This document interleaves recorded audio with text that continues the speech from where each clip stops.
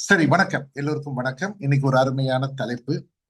அதாவது தமிழ் மொழி and persuasion theory அப்படிங்கிறத பார்ப்போம். ஸோ தமிழ் மொழி நம்மளுடைய தாய்மொழி, பலருடைய தாய்மொழியும் கூட. அந்த மொழி ஏன் ஒரு முக்கியமாக கருதப்பட வேண்டும்? தமிழ் மொழி மட்டுமல்ல, ஒவ்வொருத்தருடைய தாய்மொழியும் ஏன் முக்கியமாக கருதப்பட வேண்டும் அப்படிங்கிறத சொல்லிட்டு, அங்கிருந்து பெர்சுவேஷன் தியரி அப்படின்னா என்ன அப்படிங்கிறத பார்த்துட்டு, எப்படி அடுத்த தலைமுறையினருக்கு நம்ம தமிழுடைய முக்கியத்துவத்தை கொண்டு போக முடியும் அப்படிங்கிறத நம்ம பார்க்கலாம். முதல்ல இந்த தமிழ் என்பது நமக்கு முக்கால்வாசி பேருக்கு, இங்க இருக்கக்கூடிய முக்கால்வாசி பேருக்கு ஒரு தாய்மொழி. மதத்தாங் அப்படின்னு சொல்றோம் இல்லையா, தாய்மொழி. இந்த மொழி அப்படிங்கிறது ஒரு மனிதனுக்கு என்ன செய்கிறது அப்படிங்கறத தெரிஞ்சுக்கணும். அடிப்படையில மொழி எதற்குன்னு கேட்டா கம்யூனிகேட் பண்றதுக்குன்னு சொல்லுவாங்க. நம்ம உரையாடுவதற்கு, நம்மளோட தகவலை பகிர்ந்து கொள்வதற்கு அப்படின்னு சொல்லுவாங்க. ஆனா அதையும் தாண்டி மொழிக்கு ஒரு முக்கியமான வேலை இருக்கிறது. என்ன அது? அது ஒரு மனிதனுக்கு அடையாளத்தை கொடுக்கிறது. ஐடென்டிட்டி. அப்போ இந்த ஐடென்டிட்டி, இந்த அடையாளம் எப்படி ஒரு மனிதனுக்கு வருகிறது அப்படின்னு பாத்தீங்கன்னா, அவன் எந்த மொழியை பேசுகிறானோ அந்த மொழியை வைத்து அவனுக்கு ஒரு அடையாளத்தை கொடுக்கிறார்கள். அதுதான் தாய்மொழியுடைய சிறப்பு. இதை நான் பல இடத்துல சொல்லியிருப்பேன். நாம் எவ்வளவு தான் அருமையாக ஆங்கிலத்துல பேசினாலும், ஷேக்ஸ்பியரை விட அருமையாக ஆங்கிலத்துல பேசினாலும் நம்மள யாரும் வெள்ளைக்காரன்னு சொல்ல போறது இல்லை. இதை புரிஞ்சுக்கணும். முதல்ல ஆங்கிலம் பேசிவிட்டதால் நாம் ஆங்கிலேயர்கள் ஆகிவிட முடியாது. ஆனால் நம்ம தட்டு தடுமாறி தமிழ் பேசினாலும் நம்மை தமிழர்கள் என்று தான் அழைப்பார்கள். அப்போ இந்த தமிழர்கள் அப்படிங்கிற ஒரு அடையாளம் நமக்கு வேணும்னா நம்மளுடைய மொழி நமக்கு முக்கியம். அப்ப மொழி அழிஞ்சு போயிடுச்சுன்னா இந்த அடையாளம் போயிடும். சரி, எதற்கு அடையாளம்? அடையாளத்தை வச்சுக்கிட்டு என்ன பண்ண போறோம்? இந்த அடையாளம்ங்கிறது என்ன செய்து நமக்கு ஒரு சமுதாயத்தை ஏற்படுத்தி கொடுக்கிறது. ஒரு சொசைட்டின்னு சொல்றோம் இல்லையா, ஒரு சமுதாயம். நமக்கென்று ஒரு சொசைட்டி இருக்கு, நமக்கென்று ஒரு சமூகம் இருக்கிறது அப்படிங்கிறத ஏற்படுத்துது. அப்போ அந்த சமூகம் என்ன பண்ணுது?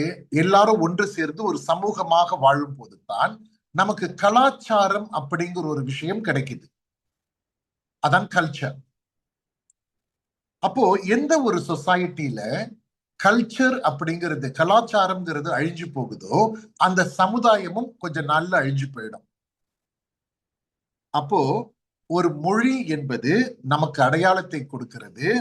அந்த அடையாளம் நமக்கு தமிழர்கள் அப்படிங்கிற ஒரு சமுதாயத்தை கொடுக்கிறது. அது நமக்கு ஒரு கலாச்சாரத்தை கொடுக்கிறது. தமிழர்களுக்கு என்றால் இதான் கலாச்சாரம் அப்படின்னு உலகத்துல ஒரு அங்கீகாரத்தை கொடுக்குது நமக்கு. அப்ப எப்போ நம்மளுடைய மொழி அழிந்து போகிறதோ, நம்மளோட மொழி யாரும் யூஸ் பண்ணாம அழிஞ்சு போகுதோ, கொஞ்ச நாளைக்கு அப்புறம் நம்மளோட அடையாளத்தை எழுந்துருவோம். நம்ம யாருன்னு தெரியாம போயிடும் உலகத்துக்கு. அதுக்கப்புறம் பாத்தீங்கன்னா நமக்குன்னு ஒரு சமுதாயம் இருக்காது, ஒத்துமையா இருக்க மாட்டோம், புரிஞ்சு போயிடுவோம். அது போயிடுச்சுனாக்க கலாச்சாரம் போயிடும். ஒட்டு மொத்தத்துல இந்த இனம் அழிந்து விடும். நீங்க இன்டர்நெட்ல போய் த லாஸ்ட் சிவிலைசேஷன் அப்படின்னு டைப் பண்ணி பாத்தீங்கன்னா, லாஸ்ட் சிவிலைசேஷன், அழிந்து போன கலாச்சாரங்கள்னு நிறைய இருக்கு. உள்ளுக்கு அத்தனை பேரோட கலாச்சாரம் காணாம போயிடுச்சு. அந்த லிஸ்ட்ல நம்ம சேர்ந்துடக்கூடாது.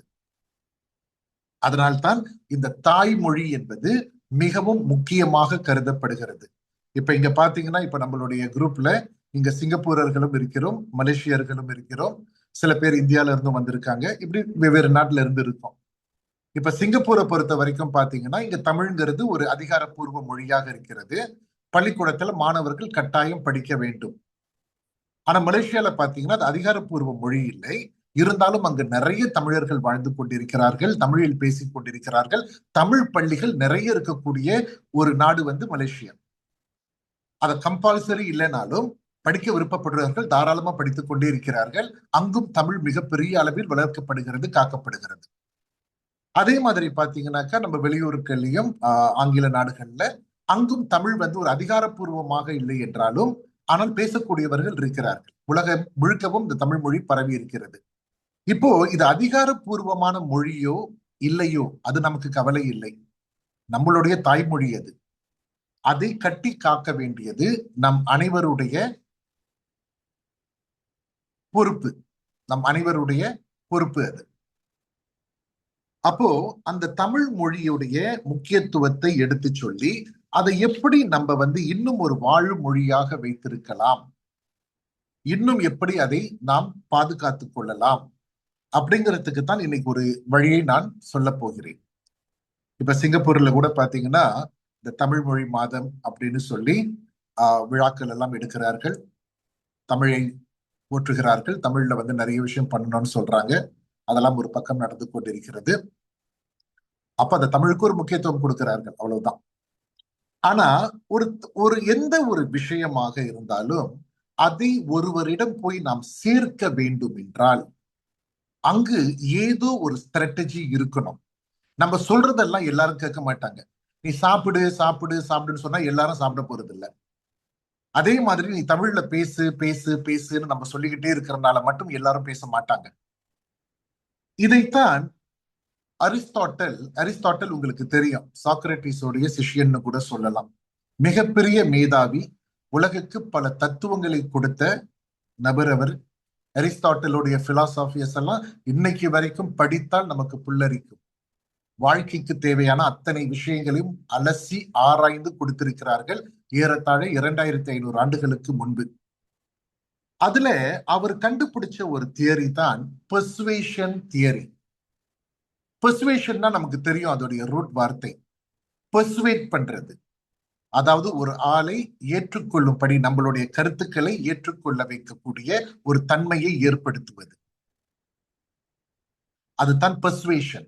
அப்ப அந்த பெர்சுவேஷன் தியரி அப்படிங்கிற ஒரு விஷயத்தை அவர் கண்டுபிடிச்சு என்ன சொல்றாருன்னா, ஒரு விஷயத்தை மக்கள் ஏற்றுக்கொள்ள வேண்டும் என்றால் அங்கு 3 விதமான ஃப்ரேம் ஒர்க்கை நம்ம பயன்படுத்தணும். 3 விஷயங்கள் எந்த இடத்துல இருக்கோ, பிரசண்டா இருக்கோ, அப்பொழுது தான் மக்கள் நம்ம சொல்றதை ஏத்துப்பாங்க, அதை ஃபாலோ பண்ணுவாங்க. அப்படி இல்லைன்னா அதை ஏத்து வைக்க முடியாது. வற்புறுத்துறதுனால எதுவும் நடந்து விடாது. அந்த வற்புறுத்துறதுக்கு பின்னாடி ஒரு முக்கியமான காரணங்கள் இருக்க வேண்டும், அதற்கு பின்னாடி தகுந்த எவிடன்ஸ் இருக்கணும் அப்படின்னு சொல்றாரு. அப்போ அந்த அரிஸ்டாட்டலுடைய பெர்சுவேஷன் தியரி 3 விஷயங்களை குறிப்பிடுகிறது. ஏத்தோஸ், ETHOS, ஏத்தோஸ். ரெண்டாவது பத்தோஸ், PATHOS. இதுக்கு விளக்கம் அப்புறம் சொல்றேன். மூணாவது லோகோஸ், LOGOS. அது என்ன? அது ஏத்தோஸ், பத்தோஸ், லோகோஸ். கம்யூனிகேஷனுக்கு மிக முக்கியமான ஒரு விஷயம். நம்ம வீட்டுல பேசினாலும் சரி, ஆபீஸ்ல பேசினாலும் சரி, குறிப்பாக ஆசிரியர்கள், லெக்சரர்ஸுக்கெல்லாம் இது ரொம்ப முக்கியமான ஒரு விஷயம். சும்மா நம்ம தெரிஞ்ச விஷயத்தெல்லாம் சொன்னா யாரும் ஏத்துக்க மாட்டாங்க. இந்த 3 எலிமெண்ட்ஸ் இருக்கணும். அதுல இந்த ஏத்தோஸ் அப்படின்னாக்கா முதல்ல கிரெடிபிலிட்டி அண்ட் ட்ரஸ்ட். நம்ம சொல்லக்கூடிய விஷயங்கள், நம்ம எடுத்து காட்டக்கூடிய விஷயங்கள் ஒரு கிரெடிபிளான சாஸ்ல இருந்து வரணும், நம்பிக்கைக்கு உரிய சாஸ்ல இருந்து வரணும். அதை நாம் நம்பக்கூடியதாக இருக்கணும். சும்மா எங்க தாத்தா சொன்னாருங்க, எங்க பெரியப்பா சொன்னாருங்க, எங்க முன்னோர்கள்லாம் சொல்லிட்டு போனாங்கன்னு சொன்னா யாரும் நம்ப மாட்டாங்க. அவர்கள் யார்? அவர்கள் யார்? இப்போ ஒரு கருத்து இருக்கு, ஒரு நல்ல கருத்து இருக்குன்னு வச்சுங்களேன்.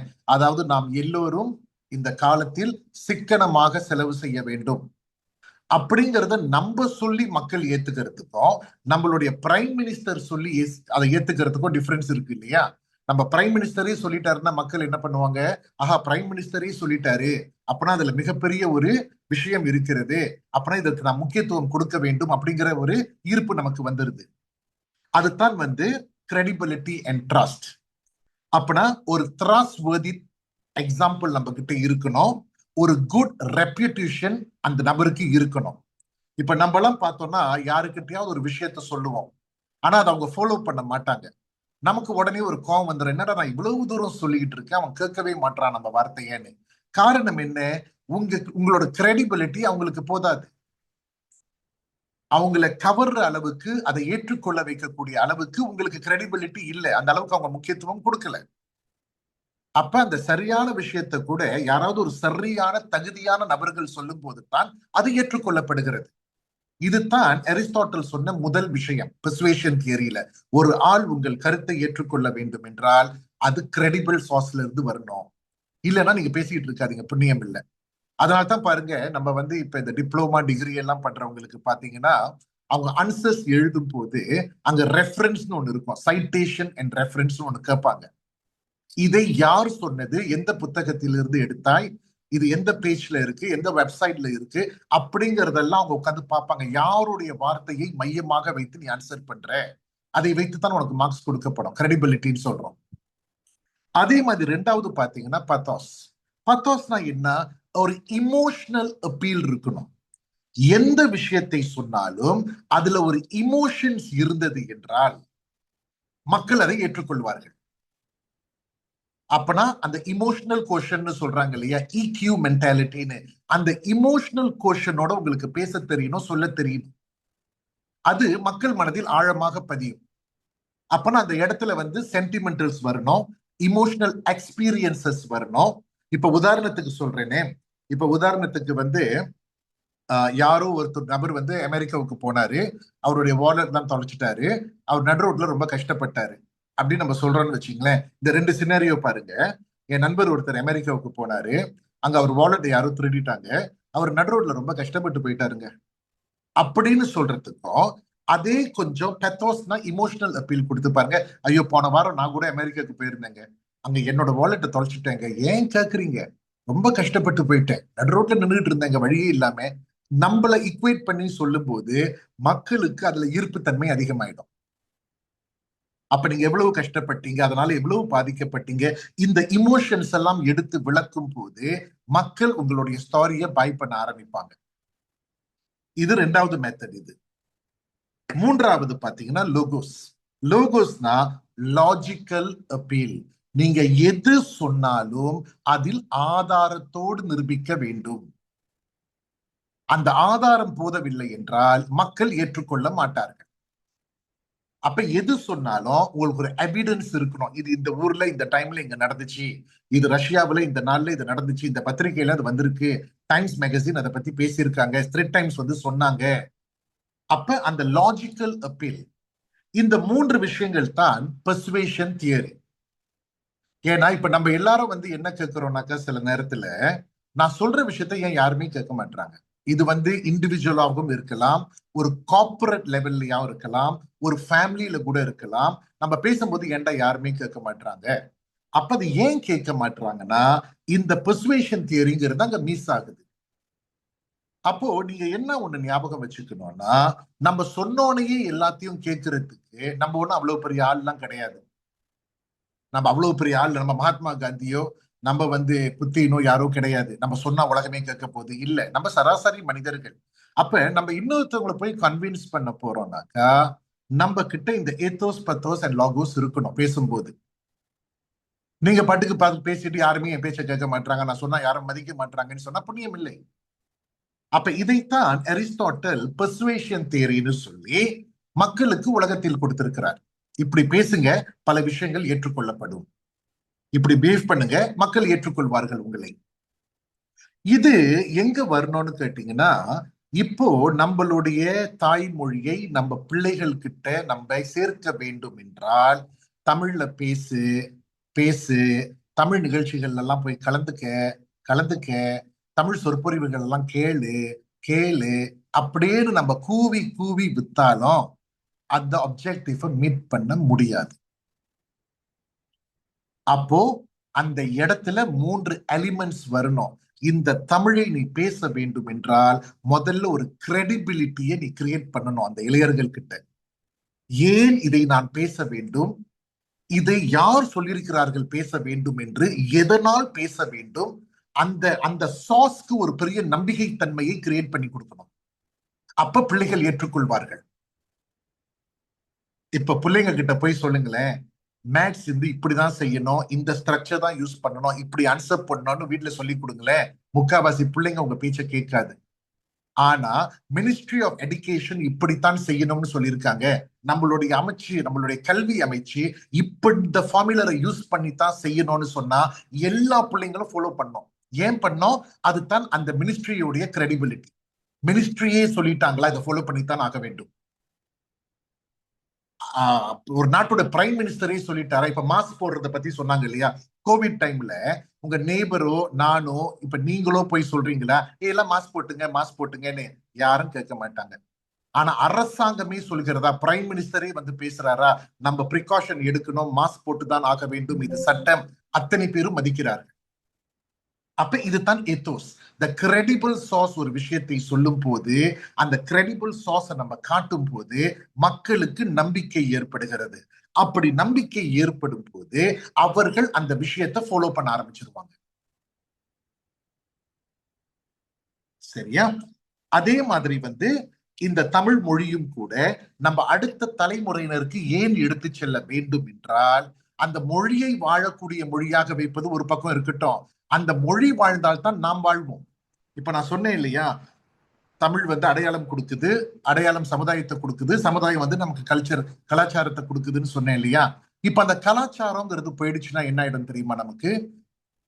இப்ப சீனர்கள் சீனம் பேசுவாங்க, அவங்க சமுதாயம் இருக்கும். மலாய்க்காரர்கள் அவங்க சமுதாயம் இருக்கும். ஆங்கிலேயர் அவர்கள் சமுதாயத்துல இருப்பாங்க. ஜப்பான்காரங்க அவங்க சமுதாயத்துல இருப்பாங்க.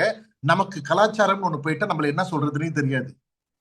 அப்ப உதாரணத்துக்கு ஆடுகள், மாடுகள், பன்றிகள், நாம் அப்படிங்கிற மாதிரி பேரு வாங்கிடுவோம். ஒரு அடையாளம் இல்லாம போயிடுவோம். நம்ம ஹியூமன் பீங்ஸ் வேணா நம்ம சொல்லலாமே ஒழிய நம் இனத்துக்கு என்று ஒரு பவர் இல்லாம போயிடும். இதைத்தான் அந்த இளையர்களுக்கு நாம் முதலில் புரிய வைக்க வேண்டும். ஏன் நீ தமிழில் பேச வேண்டும்? அது ஸ்கூல்ல நீ படிக்கிறியோ இல்லையோ அதை பத்தி எல்லாம் கவலை கிடையாது. மார்க்ஸ் கிடைக்க போதோ கிடைக்கலையோ அது வேற விஷயம். அதையெல்லாம் தாண்டி அது ஆத்மாவோடு கலந்து நமக்கு செயல்படும் போது தான் அந்த தமிழ் மொழி, தமிழர்கள்ங்கிற அடையாளம், கலாச்சாரம் இதெல்லாம் நமக்கு கிடைக்கிறது. அப்படிங்கறத அந்த பிள்ளைகளுக்கு முதல்ல எடுத்து சொல்லணும். சும்மா தமிழ் படி படி படின்னு சொல்லிட்டு இருக்கிறதுனால எதுவும் மாறாது. நான் சொல்றேன் மாறாது. ஏன்னா வெளியே இருக்கக்கூடிய மற்ற மொழிகளின் தாக்கம் அவர்களுக்கு இன்னும் ஈஸியாக இருக்கிறது. அதை பத்தி நான் சொல்றேன். இப்போ இந்த தமிழ் மொழியை நம்ம ஏன் இவ்வளவு சிரமப்பட்டு கொண்டு போய் சேர்க்க வேண்டியதா இருக்கு? இத்தனைக்கும் பாத்தீங்கன்னா, கல் தோன்றி மண் தோன்றா காலம் தொட்டு தோன்றிய மூத்த குடி தமிழ் அப்படின்னு சொல்றோம். ஆண்டாண்டு காலமா இருக்கு. இன்ஃபேக்ட் உலகத்துடைய ஃபர்ஸ்ட் லாங்குவேஜ்னே பல பேர் ஏத்துக்க ஆரம்பிச்சுட்டாங்க. முதல் மொழியே தமிழ் தான். அப்பேற்பட்ட தமிழை நாம் ஏன் கஷ்டப்பட்டு போராடி விழாக்கள் எடுத்து நாம் ஏன் இப்படி திணிக்க வேண்டியதாக இருக்கிறது அப்படின்னு யோசிக்கணும் இல்லையா? இப்ப உதாரணத்துக்கு, நீங்க ரொம்ப அருமையா சமைக்கிறீங்க, நிறைய தாய்மார்கள் இருக்கீங்க, நீங்க நிறைய நல்லா சமைக்கிறீங்க, ஆரோக்கியமான சாப்பாடு, பிரியாணி, கோழி, சிக்கன், வெஜிடேரியன் சொல்லி என்னென்னமோ சமைக்கிறீங்க. அவ்வளவு அருமையாக இருக்கக்கூடிய அந்த உணவை, அவ்வளவு சுவையாக இருக்கக்கூடிய உணவை உங்க பிள்ளைங்களை கூப்பிட்டு சாப்பிடுறா, கொஞ்சம் சாப்பிடுறா, நீ சாப்பிட்டா உனக்கு நான் இது தரேன்டா, நீ சாப்பிட்டேன்னா உனக்கு 10 சொல்லி தரேன், சாப்பிடுறா சாப்பிடுறா அப்படின்னு ஏன் கெஞ்சி கெஞ்சி வைக்க வேண்டிய சூழ்நிலையில இருக்கோம்? அப்பனா அங்க ஏதோ ஒரு தப்பு நடக்குது. நம்ம தரமான பொருளை வைத்திருந்தாலும் கூட அதை தரமான விதத்தில் அவர்களுக்கு கொண்டு போய் சேர்க்கிறோமாங்கிறதுல ஒரு குறைபாடு ஏற்படுகிறது. அப்ப அந்த பிள்ளைங்க சாப்பிடாது. நீங்க எவ்வளவுதான் ஃபாஸ்ட் பண்ணாலும் சாப்பிடாது. அப்படியே சாப்பிட்டா கூட உப்புக்கு கொஞ்சம் நேரம் சாப்பிட்டு போகும். அப்ப நம்ம கிட்ட இருக்கக்கூடிய அந்த தமிழ் மொழி, உலகத்திலேயே முதல் மொழியாக கருதப்படக்கூடிய அந்த தமிழ் மொழி, அந்த தமிழ் கொஞ்சம் இருக்கு, அந்த தமிழ் மொழியை நாம் ஏன் கஷ்டப்பட்டு கஷ்டப்பட்டு இப்படி பேச வைக்க வேண்டும்? இல்லையா? அப்ப சில ரீசன்ஸ் இருக்கு. அதுல நான் 5 ரீசன்ஸ் உங்ககிட்ட நான் சொல்றேன். இன்றைய இளைஞர்கள், நம்ம பிள்ளைகள் வந்து இந்த மொழியை எப்படி பார்க்கிறார்கள்? சிலர், எல்லாரும் சொல்ல மாட்டேன், சிலர் இந்த மொழி ஒரு கடினமான மொழி அப்படின்னு முடிவு பண்ணிக்கிட்டாங்க. ஏன்னு தெரியாது, வச்சுக்கிட்டாங்க. அது காரணம் அப்பா அம்மா கூட இருக்கலாம். அவர்களுக்கும் அந்த ஒரு எண்ணம் இருக்கலாம். தமிழ் என்பது ஒரு கடினமான மொழி, ரொம்ப குழப்பமா இருக்கு பேசுறதுக்கு, லகரம் ழகரம் லகரம் ரா ரா ரா இதெல்லாம் இவ்வளவு குழப்பங்கள் இருக்கா, இதை பேசுறதுக்கு பேசாமே இருந்துடலாமா, அது ரொம்ப கஷ்டமா இருக்குன்னு ஃபீல் பண்ணலாம். அப்ப எதெல்லாம் கஷ்டமாக இருக்கிறதோ அதை நம்ம உதாசீனப்படுத்த ஆரம்பிச்சிருவோம், இயற்கை இல்லையா? இரண்டாவது பாத்தீங்கன்னா, மற்ற மொழிகளுடைய ஆதிக்கம் அதிகமாக இருக்கிறது, dominance of other language. Especially பாத்தீங்கன்னா உலகத்துல ஆங்கிலம். ஏன்னா ஆங்கிலம்ங்கிறது ஒரு இக்கனாமிக்கல் லாங்குவேஜாக கருதப்படுகிறது, பொருளாதார லாங்குவேஜ். அப்பனா ஆங்கிலம் படித்தால் நாம் சம்பாதித்து விடலாம், நன்றாக வாழ்ந்து விடலாம்ங்கிற ஒரு எண்ணம் பல பேருக்கு வந்து விட்டது. அப்போ தமிழ் படிக்கணுமா ஆங்கிலம் படிக்கணுமான்னு கேட்டா அவங்க ஆங்கிலத்தை சூஸ் பண்றாங்க. முதல்ல பாத்தீங்கன்னா 26 எழுத்துக்கள் தாங்க, நம்ம கிட்ட 247 எழுத்துக்கள் இருக்கு. அங்கேயே ஒரு பயம் வந்துருது நம்பரை பார்த்தோன்னே. இதை வேற ஏன்டா கஷ்டப்பட்டு படிச்சுக்கிட்டு இருக்கோம். சில பேர் என்கிட்ட கேட்பாங்க, அந்த காலத்துல நான் சொன்ன மாதிரி ஸ்ரீனிவாஸ் சட்டா சிரிப்பாரு, தமிழ் சோறு போடுமா அப்படி எல்லாம் வந்து கேட்பாங்க சில பேரு. நான் பல இடத்துல சொல்லியிருக்கேன், தமிழ் படிக்கிறது சோறு போடுறதுக்கு சாம்பார் ஊத்துறதுக்குலாம் இல்ல. தமிழ் என் ஆத்மாவோட கலந்த மொழி. அதை ஏன் வந்து சோறு போடுறதுக்கும் சாம்பார் ஊத்துறதுக்கும் நீ லிங்க் பண்ணி பேசுறேன்னு எனக்கு தெரியலன்னு சொல்லுவேன். சில பேர் கேட்பாங்க என்கிட்ட, சார் தமிழ் படிச்சா சோறு போடுமா? சோறு போடணும்னா ரைஸ் குக்கர் வாங்கணும், சமைக்கணும், அடுப்பை பத்த வைக்கணும், அப்ப சோறு கிடைக்கும். தமிழ் ஏன் வந்து சோறு போடணும்? தமிழ் ஆத்மாவோடு கலந்த ஒரு விஷயம் அல்லவா, நம் இனத்தோடு கலந்த ஒரு விஷயம் இல்லையா? அது சோறு சாப்பிடறது கூட கம்பேர் பண்ணணும். அடுத்தது பாத்தீங்கன்னா அந்த டிக்ரீஸ் இன் யூசேஜ், அதாவது புழக்கங்கள் குறைந்து விட்டன. இந்த தமிழ் பேசுவது அது வீடுகள்லயும் சரி பல இடங்கள்லயும் சரி ஆங்கிலம் அதிகமாக பேசப்படுகிறது, மற்ற மொழிகளும் அதிகமாக பேசப்பட்டு தமிழர்களுடைய குடும்பத்திலேயே அந்த தமிழ் மொழி என்பது குறைந்து கொண்டே வந்து விட்டது. அப்ப அந்த காரணமும் மக்களுக்கு போய் சேராமல் இருக்கலாம். இரண்டாவது இமோஷனல் கனெக்ஷன்ஸ். அந்த மொழி நம்மளுடைய மொழி, அந்த மொழி நமக்கு என்னெல்லாம் செய்து கொண்டிருக்கிறது அப்படிங்கிற கூட அந்த கோர்வையான உணர்வு இல்லாத ஒரு நிலை, அந்த இமோஷனல் அட்டாச்மெண்ட். அதுதான் முதல்ல நான் சொன்ன மாதிரி இந்த பத்தோஸ். பத்தோஸ்னா த இமோஷனல் அட்டாச்மெண்ட், அது கொஞ்சம் லேக் ஆகுது. இரண்டாவது, தமிழ் படித்தால் அது ஒரு இக்கனாமிக் லாங்குவேஜா இருக்காது, அதை வைத்து காசு சம்பாதிக்க முடியுமானா இருக்காது, அப்படிங்கிற மாதிரி ஒரு கோர்வை பல பேருக்கு இருக்கிறது. இதெல்லாம் இன்னைக்கு கரண்ட் சிச்சுவேஷன் சேலஞ்சஸ்னு சொல்றோம் இல்லையா, சவால்களா போயிடுச்சு. ஏன் இந்த தமிழ் மொழியை நாம் ரொம்ப கஷ்டப்பட்டு கூவி கூவி விற்க வேண்டியதாக இருக்கிறது அப்படிங்கிறது வந்து இதெல்லாம் ஒரு காரணம். ஆனா இந்த காரணத்தை காட்டி காட்டியே நாம் வாழ்ந்து விடவும் முடியாது. ஏன்னா நமக்கு நஷ்டம் நமக்கு தான். அதாவது இன்னைக்கு பல பேர் என்ன சொல்றோம்னாக்கா, தமிழை எளிமைப்படுத்துங்கள் அப்படின்னு சொல்றாங்க. எந்த அளவுக்கு எளிமைப்படுத்த முடியுமோ, சிம்பிளிஃபை பண்ண முடிஞ்சா பண்ணுங்க, அது மாணவர்களுக்கு ஈஸியா போய் சேர்ந்துரும், அப்புறம் பேசுவாங்கன்னு நினைக்கிறாங்க. நல்ல யுக்தி தான், இல்லைன்னு சொல்லல. ஆனா எப்பவும் ஒரு விஷயத்தை மறந்துடக்கூடாது, இமயமலை என்பது உயரமாகத்தான் இருக்கும், அது ஏறுவது கடினம் தான், கஷ்டம்தான். ஆனா யாரு அடிச்சு பிடிச்சு அந்த மலையை ஏறி மேலே செல்கிறார்களோ அவர்களுக்கு கிடைக்கக்கூடிய பெருமை மிகப்பெரிய பெருமை. அப்ப உன்னத பொருள் எல்லாம் சற்று சிரமமாகத்தான் இருக்கும். வாழ்க்கையில புரிஞ்சுக்கணும் என்று சில பேர் கேட்பாங்க, ஏன் சார் வந்து சிவபெருமான் முருகப்பெருமான் எல்லாம் பாத்தீங்கன்னா எல்லாம் மலையிலேயே உட்கார்ந்து இருக்காங்க, ஈஸியா உட்கார மாட்டாங்களான்னு. நான் என்ன சொல்லுவேன், உன்னத பொருள் வேண்டும் என்றால் சிரமப்பட்டுத்தான் நீ மேலே செல்ல வேண்டும், அதான் உன்னத பொருள். அது உச்சியில தான் உட்கார்ந்து இருக்கும், என்ன பண்றது? அதே மாதிரி தமிழ் மொழியை வந்து நம்ம எளிமைப்படுத்திக்கிட்டே வந்துட்டோம்னா என்ன ஆயிடும்னாக்கா, இந்த இமயமலையை கொஞ்சம் கொஞ்சமா வெட்டுற மாதிரி, ஏறுறது கஷ்டமா இருக்கு, முதல்ல ஒரு 40 அடியை வெட்டிடுவோம், அப்புறம் அடுத்த ஜெனரேஷன் சொல்லுவாங்க இப்பயும் கஷ்டமா தான் இருக்கு, இன்னொரு ஒரு 40 அடியை வெட்டிடுவோம். இப்படியே மலை வந்து குறைஞ்சுக்கிட்டே வந்து கடைசியில தரமட்டமாயிடும்.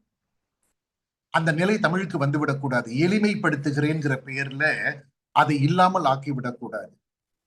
சரியா? அப்போ எப்படி வந்து நம்மளுடைய குழந்தைகளுக்கோ நம்மளுடைய சந்ததியினருக்கோ எப்படி நாம் இந்த தகவலை கொண்டு போகலாம் அப்படிங்கிறதுக்கு இந்த ஏத்தோஸ் பத்தோஸ் அண்ட் லோகோஸ், இந்த பிரின்சிபலை நான் இப்ப லேசா உங்ககிட்ட சொல்ல போறேன். பிள்ளைங்கள் கிட்ட பேசும்போது எப்படி பேச வேண்டும், அதாவது இப்ப ஒரு ஒரு உதாரணத்துக்கு சொல்ல வேண்டும் என்றால், ஒரு ஒரு வியாபாரின்னு வச்சுங்களேன். ஒரு வியாபாரி கிட்ட வந்து சில கற்கள் இருக்கு. அந்த கற்களை வந்து அவர் மகன்கிட்ட கொடுத்திருக்காரு, பிரிச்சு ஆளுக்கு கொஞ்சமா பிரிச்சு இதை போய் வித்துட்டு வாங்கன்னு சொல்லியிருக்காரு. முதல் மகன் வந்து ஒரு கடைக்கு போயிருக்கான். போயிட்டு வந்தோடனே அதை வந்து அந்த கற்கள் எல்லாம் 100 வெள்ளிக்கு வித்துட்டு வந்துட்டான். ரொம்ப ஹாப்பியா சொன்னான், அப்பா 100 வெள்ளிக்கு வித்துட்டேன்ப்பான்னு. ரெண்டாவது மகன் இன்னொரு இடத்துக்கு போயிருக்கான். அவன் அந்த கற்களை வந்து 500 வெள்ளிக்கு வித்துட்டு வந்திருக்கான். மூன்றாவது மகன் 10,000 வெள்ளிக்கு வித்துட்டு வந்திருக்கான். நாலாவது மகன் கிட்டத்தட்ட 2 மில்லியனுக்கு வித்துட்டு வந்திருக்கான். அப்ப அவங்க அப்பா கேட்டாரா, எப்படிடா நீ 100 வெள்ளிக்கு வித்திருக்க, அவன் மில்லியனுக்கு வித்திருக்கான், என்ன விஷயம்னு. காரணம் என்னன்னா, அந்த முதல் மகனுக்கு அதோட கல்லோட அருமை தெரியல. யாரோ ஒருத்தன் பார்த்துட்டு சொல்லியிருக்கான், இது கண்ணாடி கற்கள் 100 வெள்ளி தான் போகும்னு சொன்னான்னு எடுத்து கொடுத்துட்டான். அந்த கடைசி மகன் கிட்ட ஒருத்தன் சொல்லியிருக்கான், ஆகா இது விலை உயர்ந்த டைமண்ட்ஸ், இதெல்லாம் வைரக்கற்கள், இது சாதாரணமா இன்னைக்கு கிடைக்காது, இதோடைய விலை வந்து மில்லியன்ஸ்ல போகும், நான் உனக்கு அந்த பிரைஸ கொடுக்குறேன்னு சொல்லி வாங்கிக்கிட்டான். அப்போ உன்னதமான வேல்யூஸை கொண்டு போய் சேர்க்க வேண்டும். Don't sell the product, sell the value. என்னைக்குமே ஒரு வியாபாரி, ஒரு பிசினஸ் டாக்ல கூட நான் சொல்லுவேன், don't sell the product, sell the value. ஒரு மனிதன் ஒரு ப்ராடக்ட வாங்குறானா, அந்த ப்ராடக்ட் மேல இருக்கிற அன்பை விட அதன் மேல் இருக்கக்கூடிய வேல்யூ அவனுக்கு புரியணும். அப்பதான் வந்து அந்த விலை கொடுக்க அவன் தயாராக இருப்பான். அப்ப அந்த வேல்யூவை வந்து நம்ம கொண்டு போய் நம்ம பிள்ளைங்க கிட்ட சேர்க்கணும். தமிழ் என்பது எப்பேற்பட்ட மொழி, அந்த தமிழ்ல வந்து என்னென்ன கருத்துக்கள் சொல்லப்பட்டிருக்கு, அப்படி அதுல ஏத்தோஸ் கிரெடிபிளா நம்ம பார்க்கக்கூடிய ஒரு பெரிய விஷயம் என்னன்னு கேட்டீங்கன்னா திருக்குறள். சில விஷயங்கள் சொல்ல போறேன். முதல்ல திருக்குறள், அந்த கிரெடிபிலிட்டி, அதாவது அதை யாரும் கண்டெஸ்ட் பண்ண முடியாது. 1330 குறள் இருக்கிறது. அதுல பாருங்க, அது அழக பியூட்டியை பாருங்க. 1330 1330. அதை நீங்க ஆட் பண்ணி பாருங்க, 7 7 வரும் இல்லையா? அதே மாதிரி பாருங்க, அதுல 133 அதிகாரங்கள் இருக்கு. ஏன்னா ஒரு ஒரு அதிகாரத்திலையும் 10 பாட்டு. ஸோ 1330 டிவைடட் பை 10 பண்ணீங்கன்னா 133, 133. அதையும் ஆட் பண்ணி பாருங்க, 7 வரும். அதே மாதிரி திருக்குறள் அடிகளை பாருங்க, மேல 4 வார்த்தைகள், கீழே 3 வார்த்தைகள், 1.25 அடி. அந்த மேல 4, கீழே 3 ஆட் பண்ணுங்க, 7 வார்த்தைகள் வரும். ஒரு ஒரு திருக்குறள்லயும் 7 வார்த்தைகள் இருக்கும். அப்ப வார்த்தைகள் 7, அதிகாரம் 7, திருக்குறள் மொத்தம் 1330, 7. இந்த 7 என்பது யாருடைய எண்? கேது மகாதிசையுடைய எண். கேது பகவான் சொல்றோம் இல்லையா, நியூமராலஜில கேதுவுடைய எண். கேது என்பவன் எஸ்ட்ராலஜில எதை கொடுக்கக்கூடியவன்? ஞானத்தை கொடுக்கக்கூடியவன் கேது பகவான். ஞானத்துக்கு அதிபதி கேது. கேது என்றால் ஞானம். ஒரு மனிதனுடைய வாழ்க்கையில எப்ப கேது மகாதிசை நடக்கிறதோ அவனுக்கு ஞானம் வந்து சேரப்போகிறது என்று அர்த்தம். ஞானம் வரணும்னா எப்படி வரும்? சும்மா வருமா? வராது. அடிபட்டு கொஞ்சம் நொந்து போகணும். அதான் கேது மகாதிசையில உனக்கு கஷ்டம் பிறக்க போதும்பாங்க. அது கஷ்டமா பார்த்தா கஷ்டம், உனக்கு ஞானம் பிறக்க போதுன்னா ஞானம். அப்ப அந்த ஞானத்தை கொடுக்கக்கூடிய புத்தகமாக திருக்குறள் இருக்கிறது. இதெல்லாம் பிள்ளைங்க கிட்ட சொல்லணுங்க. தமிழ் பேசு, தமிழ் பேசுனா எதை வச்சு பேச போறாங்க அவங்க? எத்தனை எத்தனை செலிப்ரேஷன்ஸ் பண்ணாலும் புண்ணியம் இருக்காது. இந்த அளவுக்கு வந்து யாராவது எடுத்து சொல்லணுமே. ஒரு திருக்குறள் இவ்வளவு இருக்கு இல்லையா? வாக்குண்டாம், மூதுரை, அகநானூறு, புறநானூறு, ஐம்பெருங்காப்பியங்கள், ஐஞ்சிருங்காப்பியங்கள், எவ்வளவோ இருக்கு இல்லையா? அதுல ஒரு புக் எடுத்துப்போம். திருக்குறள் உள்ளுக்கே இவ்வளவு ஒரு கிரெடிபிலிட்டி இருக்க. அதுல இருக்கிற ஒவ்வொரு திருக்குறளையும் பார்த்தீர்கள் என்றால் பொக்கிஷங்கள். எல்லா மாதிரி 3 அதிகாரம், அறத்துப்பால், பொருட்பால், இன்பத்துப்பால். ஒரு மனிதன் வாழ்க்கைக்கு தேவையான 3 விஷயத்தையும் அழகா சொல்லியிருக்காரு. எப்படி மனிதனுடைய வாழ்க்கையில் 3 நாடிகள் செயல்படுத்துகிறதோ, பிசிக்கலா பாத்தீங்கன்னா நான் சொல்லியிருக்கேன் பல நேரத்துல, பிசிக்கலா பாத்தீங்கன்னா ஒரு மனுஷனுடைய வாழ்க்கையில 3 நாடிகள், கபம், வாயு, பித்தம். இந்த 3 தான் ஒரு மனுஷனோட வாழ்க்கையில. அதான் வந்து நாடி வைத்தியம்னு சொல்றோம். சித்தர்கள்லாம் நாடி பிடிச்சி வைத்தியம் பார்த்தாங்கன்னா இதைத்தான் பார்த்தாங்க, கபம், வாயு, பித்தம். அதே மாதிரி ஆன்மீக ரீதியா பாத்தீங்கன்னாக்கா அதுதான் வந்து சுஷ்மனா நாடி அல்லது சுழுமுனை நாடின்னு சொல்லுவோம், இடநாடி, பிங்களா நாடின்னு சொல்றோம். எப்படி அந்த 3 நாடிகள் ஒரு மனிதனை உடல் அளவிலும் ஆத்மா அளவிலும் வாழ வைக்கிறதோ, அதே மாதிரி திருக்குறளில் 3 பால்களை கொடுத்து ஒரு மனிதனுக்கு தேவையான 3 விஷயங்களை பிரித்து திருவள்ளுவர் கொடுத்திருக்கிறார்.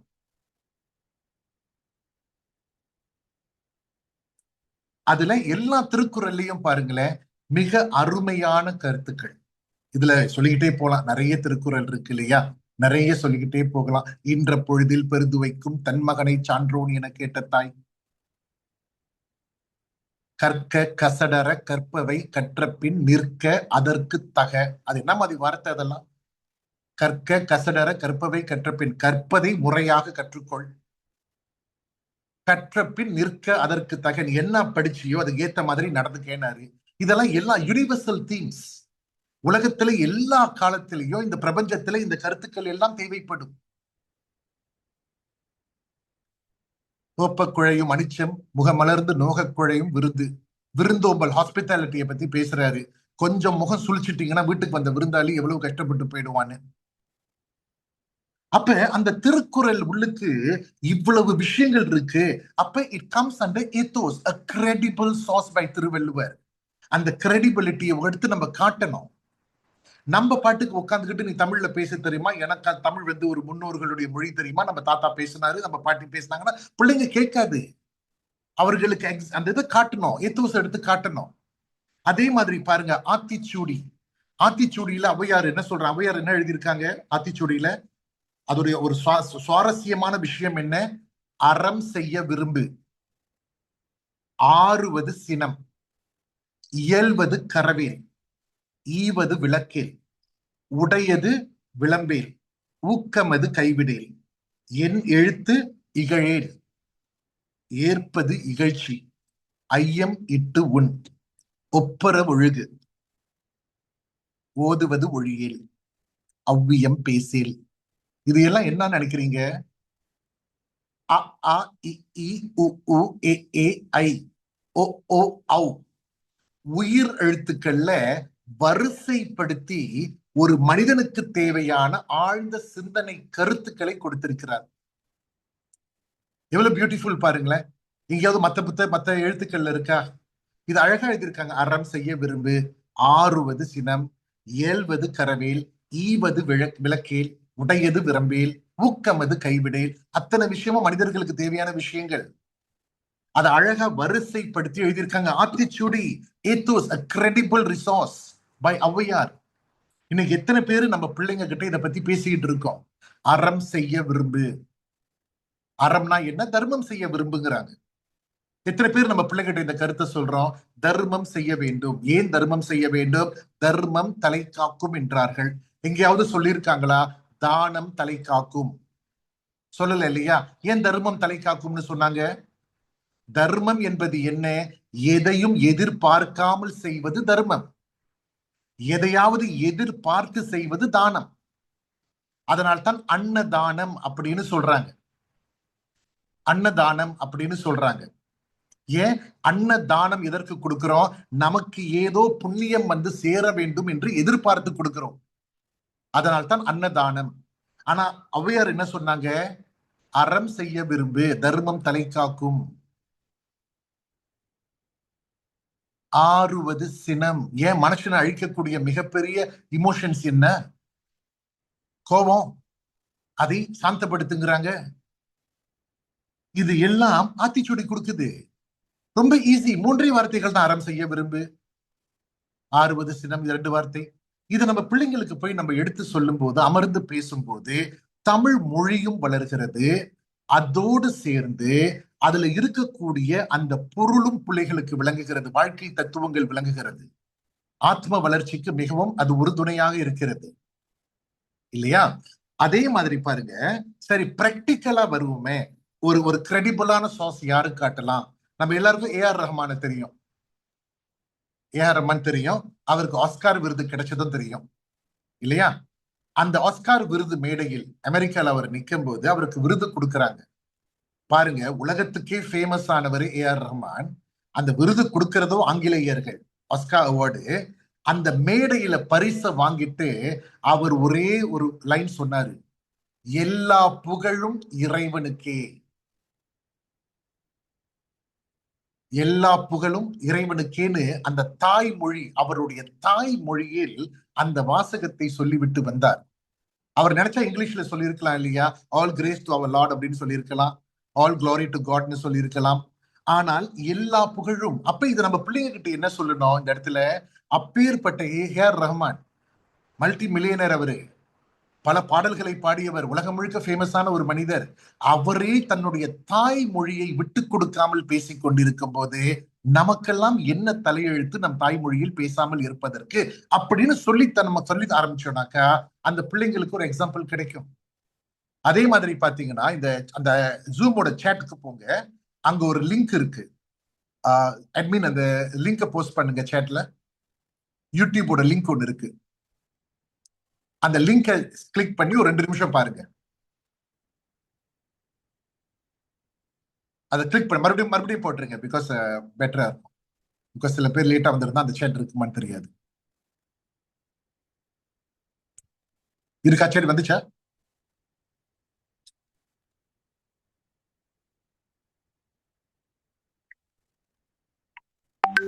கொஞ்சம் இருங்க, அவங்க போடுவாங்க. ஓகே, அந்த லிங்க் வந்திருக்கு இல்லையா? அந்த லிங்கை கிளிக் பண்ணி ஒரு 2 நிமிஷத்துக்கு அந்த வீடியோ பாருங்க. யார் பேசியிருக்காங்கன்னு பாருங்க.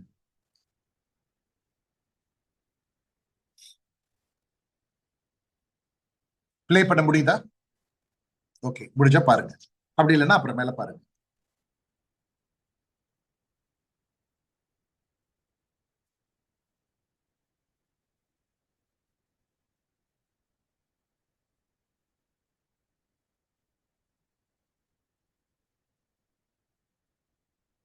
ஒரு 2 மினிட்ஸ்.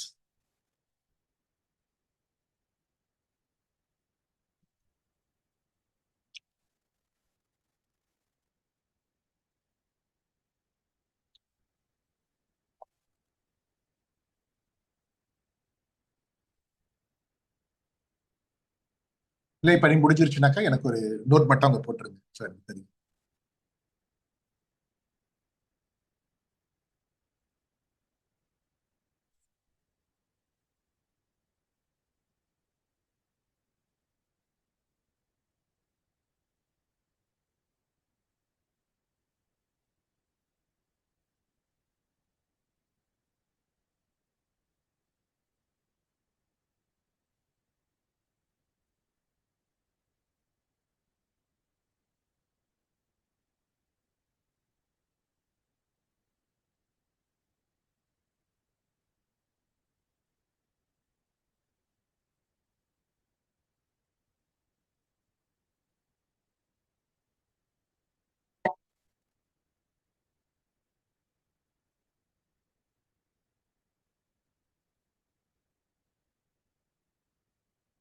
சரியா?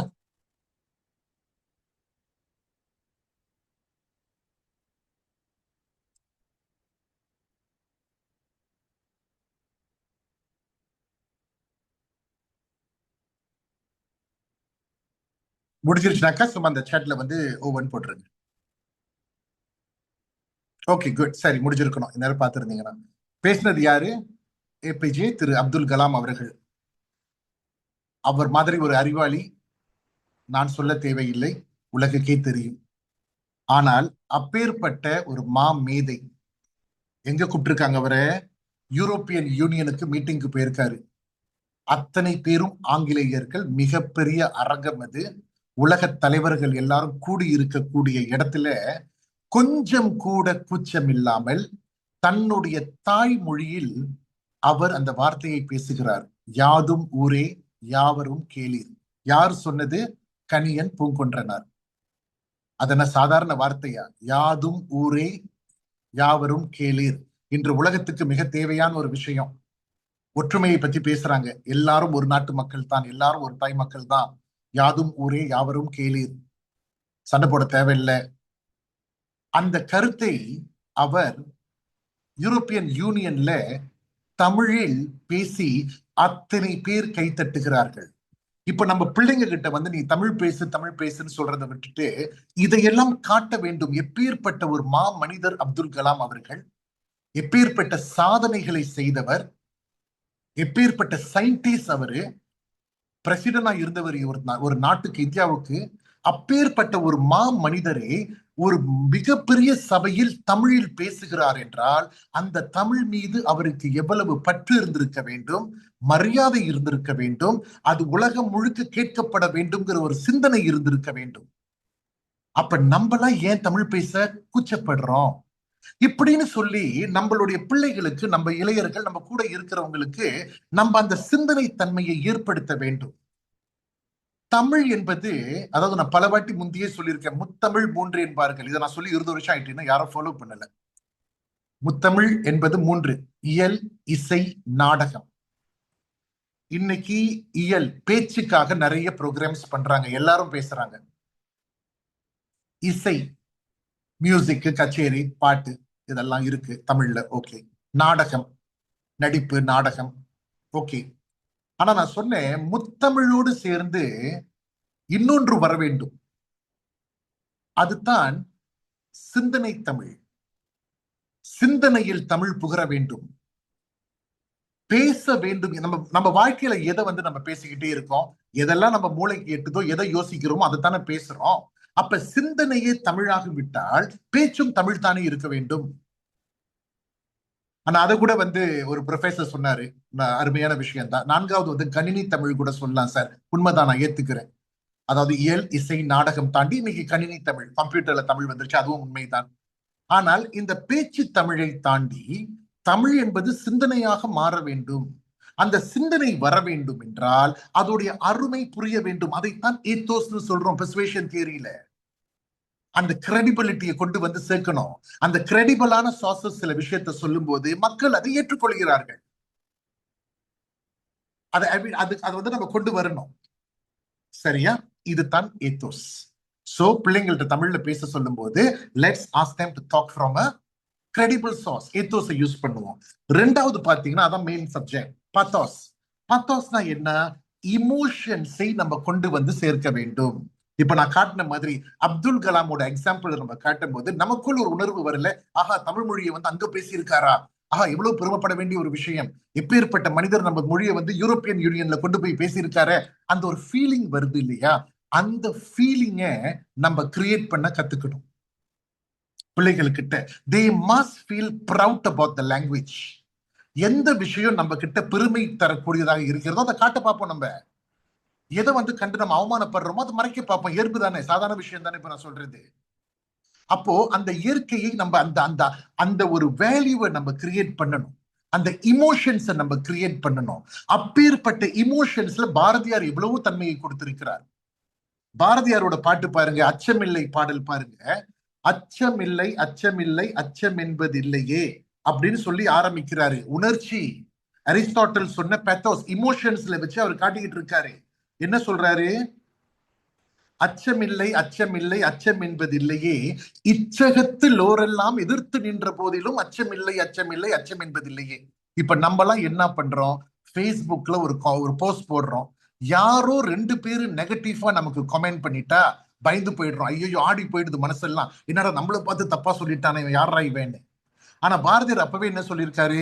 இச்சகத்து லோரெல்லாம், உலகத்துல இருக்கிற எல்லாரும் எதிர்த்து நின்றாலும் கூட உனக்கு அச்சமில்லை.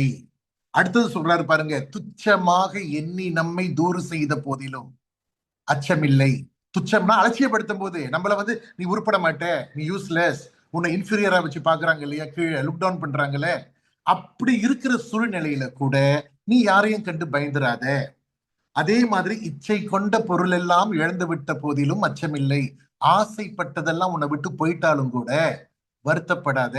இன்னைக்கு நம்மலாம் ஒரு சின்ன இளைஞர்கள் கிட்ட பாத்தீங்கன்னா, யாரும் ஒரு கேர்ள் ஃப்ரெண்டோ பாய் ஃப்ரெண்டோ விட்டுட்டு ஓடிடுச்சுனாக்கா இவன் தற்கொலை வரைக்கும் போறான். இன்னைக்கு பயமா இருக்கு பார்த்தா. அப்ப அவர் என்ன சொல்லியிருக்காரு? எதையெல்லாம் நீ ஆசைப்படுகிறாயோ அது உன்னை விட்டு போனாலும் கூட தப்பி தவறி கலங்கிறாத.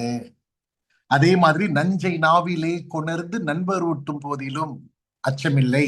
பிட்ரேயலை பத்தி பேசுறாரு. உன் ஃப்ரெண்டே உனக்கு விஷத்தை கொடுத்தா கூட அச்சம் இல்லடா. அப்ப எப்பேற்பட்ட பாடல் அது? பத்தாஸ். இமோஷன்ஸ்ல கொண்டு வந்திருக்காரு. அந்த இமோஷனல் ஃபீலிங்ஸ் தமிழ் வழியா உள்ள திணிச்சிருக்காரு, இந்த ஃபீலிங்ஸ் மெசேஜஸ். அதனால்தான் அந்த பாடல்லாம் இன்று வரை நிற்கிறது. பாரதியாரோட பாடல்லாம் ஏன் இன்று வரை நின்று கொண்டிருக்கிறதுனாக்கா, இமோஷன்ஸ் தான், வேற ஒண்ணுமே கிடையாது. பரவச நிலையில் பாட்டை எழுதுவாராம். நான் படித்ததில் சொல்கிறேன். அவர் பாட்டு எழுதும் போது சும்மா ஒரு பேப்பரையும் பேனாயும் வச்சுக்கிட்டு அப்படியே உட்காந்து திருக்கிக்கிட்டே உட்காந்து இருக்க மாட்டாரா, நானும் கவிதை எழுதிட்டேன்னு. அப்படியே ஊறி போயிடுவாராம். ஒரு பரவச நிலைக்கு போய் அவர் உணர்ச்சியோடு அந்த வார்த்தைகள் வெளியே வருமாம். அச்சமில்லை அச்சமில்லை அச்சம் என்பதில்லை, அப்படியே ஃபீலிங்கோட பேசுவார். அந்த உணர்ச்சி, அந்த இமோஷன்ஸ் இன்று நமக்கிடையே வாழ்ந்து கொண்டிருக்கிறது. அதே மாதிரி ஆரம்பத்துல ஒரு பாட்டு போட்டாங்க பாருங்க, நல்லதோர் வீணை செய்தே அதை நலங்கட புழுதியில் எறிவதுண்டோ, சொல்லடி சிவசக்தி என்னை சுடர்விடும் அறிவுடன் படைத்து விட்டாய், நல்லதோர் வீணை செய்தே. நல்ல அழகா ஒரு வீணைய செஞ்சு அதை நலங்கெட, அது கெட்டு போற மாதிரி யாராவது நெருப்புல தூக்கி வீசுவாங்களா? எதை சொல்றாரு அவரு? நல்ல வாழ்க்கையில சிறப்பாக போய்கொண்டிருக்கும் போது அதை ஏன் நீயே கெடுத்துக்கிற? நல்லா தானே எல்லாம் போய்கிட்டு இருக்கு, அப்ப ஏன் வீணா நீயே கெடுத்துக்கிற? சொல்லடி சிவசக்தி, ஒரு சுடர்விடும் அறிவுடன் படைத்து விட்டாய். அறிவோடு இருக்கிற நான் அப்படி பண்ணுவேனா? ஒரு நல்ல விஷயத்தை கெடுத்து விட்டு போவேனா? எப்பேற்பட்ட தமிழ் வார்த்தைகள்! இதெல்லாம் உட்கார்ந்து நம்ம பிள்ளைங்க கிட்ட கொஞ்ச நேரம் பேசும்போது அந்த உணர்ச்சியில் அவர்கள் மூழ்கி விடுவார்கள். உணர்ச்சியை எழுப்பி விடும். அந்த தமிழ் மொழி மீது ஒரு ஆர்வம் வரும். அதாவது ஒண்ணு கவனிச்சிருக்கீங்களா? டைமண்ட் இருக்கு பாத்தீங்களா? டைமண்ட், அது எவ்வளவு விலை கொடுத்து நீங்க கோடிக்கணக்குல வாங்கினாலும் அதை யாரும் தனியா எடுத்து போட்டுக்க மாட்டாங்க. டைமண்ட் அப்படின்னு சொல்லி போட முடியாது. அதை சப்போர்ட் பண்றதுக்கு ஒரு கோல் வேணும். அந்த கோலோடு இணைச்சுதான் போட்டுப்பாங்க. அது சில்வர் வேணும். அதே மாதிரி இந்த தமிழுடைய அருமையை நாம் எடுத்து பிள்ளைகளுக்கு கொடுக்க வேண்டும் என்றால், அந்த தமிழ்ங்கிறது டைமண்ட் இல்லையா, அந்த இடத்துல தான் தங்கம்ங்கிற ஒரு இமோஷனல் அட்டாச்மெண்ட் வேணும் நமக்கு.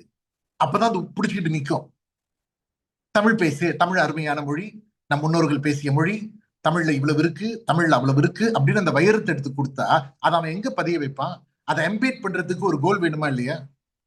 அதுதான் நமக்கு இந்த ஃபீலிங்ஸ் அட்டாச்மெண்ட். அதைத்தான் பத்தாஸ் அப்படின்னு சொல்லி அரிஸ்டாட்டல் சொல்றாரு. காக்கா கதை பார்த்தீங்களா? காக்கா கதை பல இடத்துல சொல்லியிருப்பேன். காக்கா பாட்டி வடை சுட்டாங்க, காக்கா படம் எடுத்துட்டு போவோம். இதை வந்து எங்க அப்பா, எங்க தாத்தா சொன்னாரு, எங்க அப்பாவும் சொன்னாரு, நானும் சொன்னேன். இப்ப பார்க்க போனா என் பிள்ளையும் சொல்லுவான்னு நினைக்கிறேன். இதான் காக்கா கதை. ஆனா இந்த காக்கா கதையுடைய சிறப்பை எப்படி வந்து பத்தாஸ் யூஸ் பண்றது? எப்படி பெத்தாஸ் ஸ்பிரிங் புக் யூஸ் பண்ணுவீங்க பிள்ளைகிட்ட பேசும்போது? இப்ப சொல்றேன் கேளுங்க. இந்த பிள்ளை வாழ்க்கைக்கும் கதையை மறக்காது.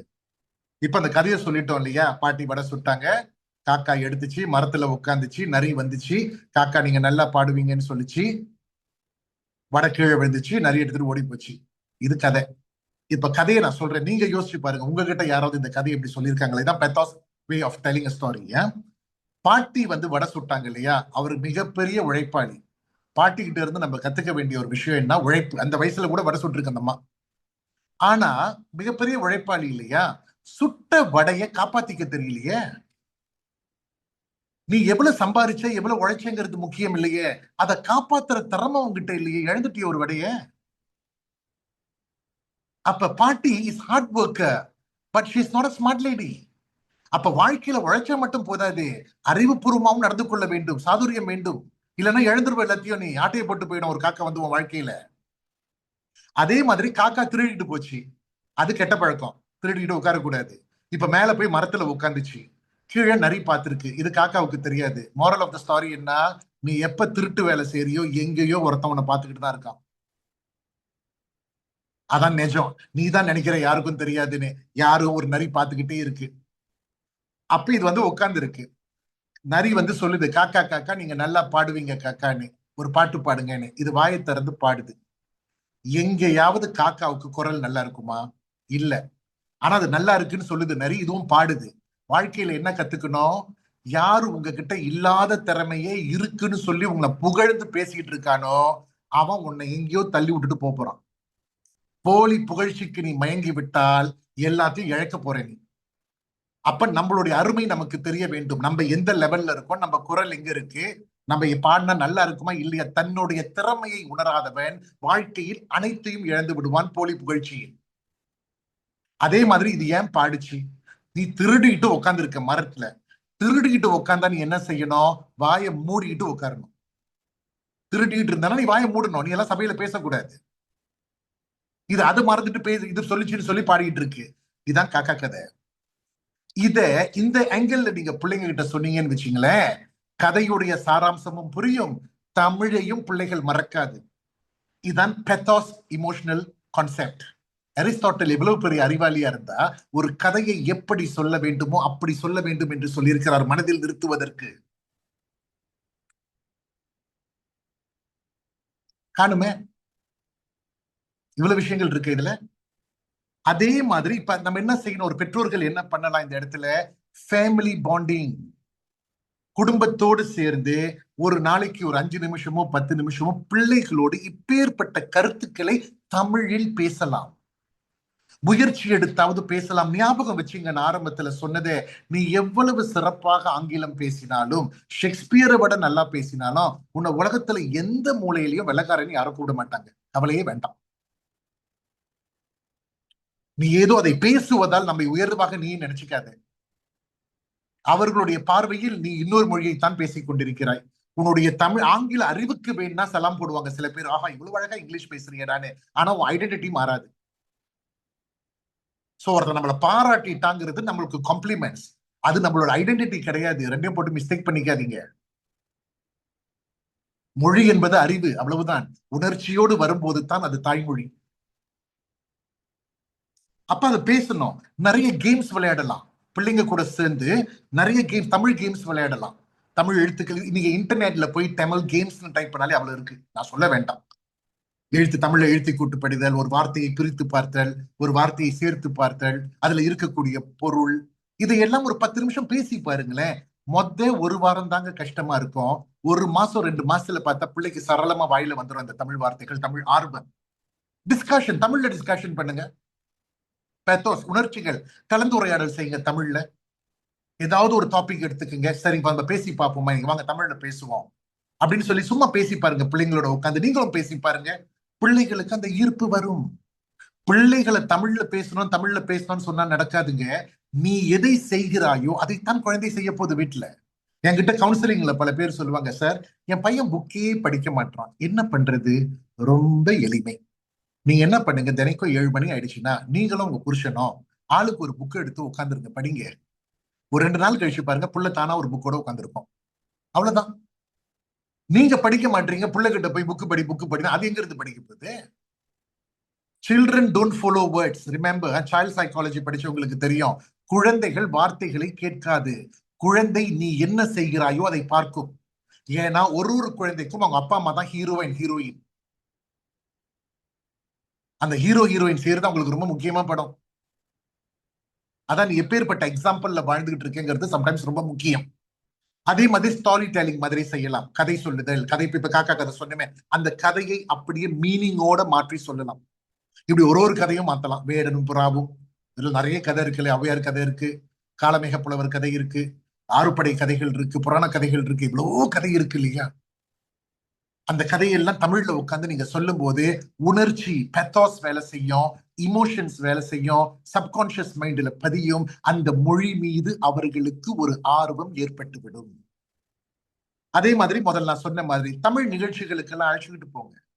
எங்கெல்லாம் தமிழ் சபைகள்ல பேசுறாங்களோ உட்காந்து கேட்க. நீங்களே முடிவு பண்ணாதீங்க, என் பையனுக்கு புரியாது, என் பொண்ணுக்கு இதெல்லாம் தெரியாதுங்க, என்னங்க கேட்க போதாங்க போய். நீங்களே முடிவு பண்ணாதீங்க. கரைப்பார் கரைத்தால் கல்லும் கரையும், எறும்பு ஊற ஊற கல்லும் தேயுங்கிற மாதிரி திரும்ப திரும்ப ஒரு விஷயத்தை நம்ம செஞ்சு காட்டும் போது அவர்களுக்கு தானாகவே அதன் மீது அக்கறை, ஆர்வம் ஏற்பட்டுவிடும். இப்ப பெத்தர்ஸ்ல நான் இன்னொரு ஒரு விஷயம் செய்யறேன். நான் சொன்னேன் இல்லையா, இமோஷனலா சென்டிமெண்டா பர்சனலா பேசினாக்கா சில பேருக்கு பிடிக்கும். என்னுடைய அனுபவத்தை சொல்கிறேன். இப்ப நான் பேசுற தமிழ் என்பது ஓரளவுக்காவது நல்லா இருக்கா? சேட்ல போய் குட்னு போட்டீங்கன்னா, நோ குட்னு போட்டீங்கன்னா எனக்கு தெரிஞ்சிடும். சும்மா கொஞ்சம் வேலை செய்வோம், எவ்வளவு நேரம் தான் கதை கேட்பீங்க? ஏசினா அங்கேயே ஏசிருங்க, பாப்போம் சேட்ல என்னதான் வருதுன்னு. எங்கேயோ ஒருத்தர் வாழ்க தமிழ் மொழி போட்டாரு, வருது, very good, okay. Okay, excellent, amazing, excellent Tamil, சந்தோஷம் அம்மா, பாராட்டுக்களுக்கு நன்றி. ஆனால் உண்மை என்னவென்றால், நான் தமிழை உருப்படியாக முறையாக கற்றுக்கொண்டது 12 வயசுல தான். அது வரைக்கும் வராது எனக்கு வாயில். இதை நான் பல மேடையில சொல்லியிருக்கேன். ஏன் அந்த மேடையில சொல்றேன்னாக்கா, இது அடுத்தவர்களுக்கெல்லாம் ஒரு உற்சாகமாக இருக்கட்டுமேன்னு சொல்றேன். ஏன்னா என்கிட்ட சில பேர் சொல்றாங்க இல்லையா, சார் என் பிள்ளைக்கு தமிழ் வராது. ஏமா உன் வாயிலே வரலையேம்மா, அப்ப எங்க அந்த புள்ள வாயில வரப்போகுது? தமிழ் வராதுனாக்கா, இல்ல சார் எங்க வீட்டுல பழக்கம் இல்லை, அது கூட பழக்கம் இல்லை, பழக்கம் இல்லை இல்லையா? ஆனா பிறக்கும் போதே எல்லாம் கத்துக்கிட்டா பிறந்தோம்? பிறக்கும் போதே நடந்துகிட்டா பிறந்தோம்? இல்ல, கத்துக்கிட்டோம்ல. சைக்கிள் ஓட்ட கத்துக்கிட்டோமா? கத்துக்கிட்டோம்ல.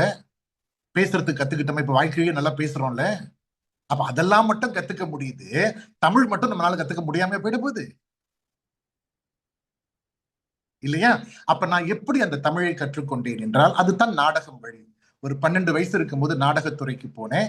அங்க ஒரு அம்மா எனக்கு கத்துக் கொடுத்தாங்க தமிழ்ல எப்படி ஒழுங்கா பேசுறது.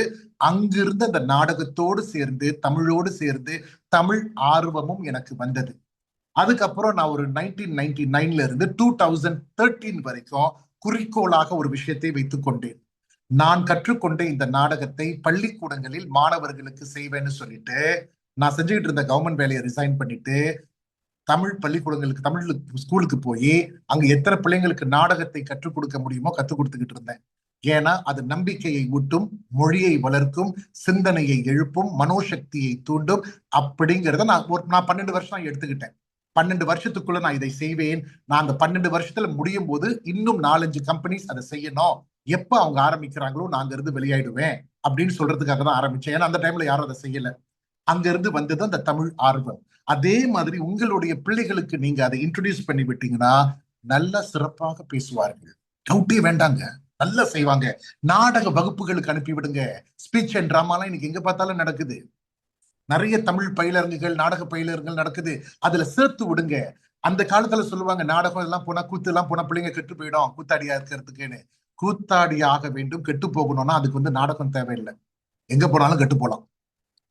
ஆனா அங்க போனீங்கன்னா உங்களுக்கு பேச்சு திறமை வரும், மேடை அனுபவம் வரும், 4 பேரு கூட பேசும்போது சிந்தனை தன்மை வரும், தன்னம்பிக்கை பிறக்கும், பாடி லாங்குவேஜ் கத்துக்குவீங்க, உடல் அசைவுகள் எல்லாம். இவ்வளவு விஷயங்களை அந்த தமிழ் மொழி வழி நாம் கற்றுக் கொடுக்க முடியும். அந்த உணர்வை சேர்த்து விடுங்கள், மொழி தானாக வளரும். இன்னும் உட்காந்து தமிழை வளர்க்கிறேன் தமிழை வளர்க்கிறேன் நம்ம ஏமாத்த தேவையில்லை. நானே ஒரு வாட்டி நேஷனல் ரேடியோலயே சொல்லியிருக்கேன். ஒரு வாட்டி என்ன கேட்கும் போது, சார் நீங்க தமிழை வளர்க்கறதுக்கு என்னெல்லாம் செஞ்சுக்கிட்டு இருக்கீங்கன்னு. நான் சொன்னேன், சத்தியமாக நான் தமிழை வளர்க்கவில்லை. அந்த தமிழை வச்சு நான் தான் வளர்ந்தேன். அதை சொல்ல தைரியம் இல்லாதனால வெளியே போய் சொல்லிட்டு இருக்கேன். தமிழை வளர்க்கிறேன் தமிழை வளர்க்கிறேன். வளர்ந்தவனை எப்படி வளர்ப்பது?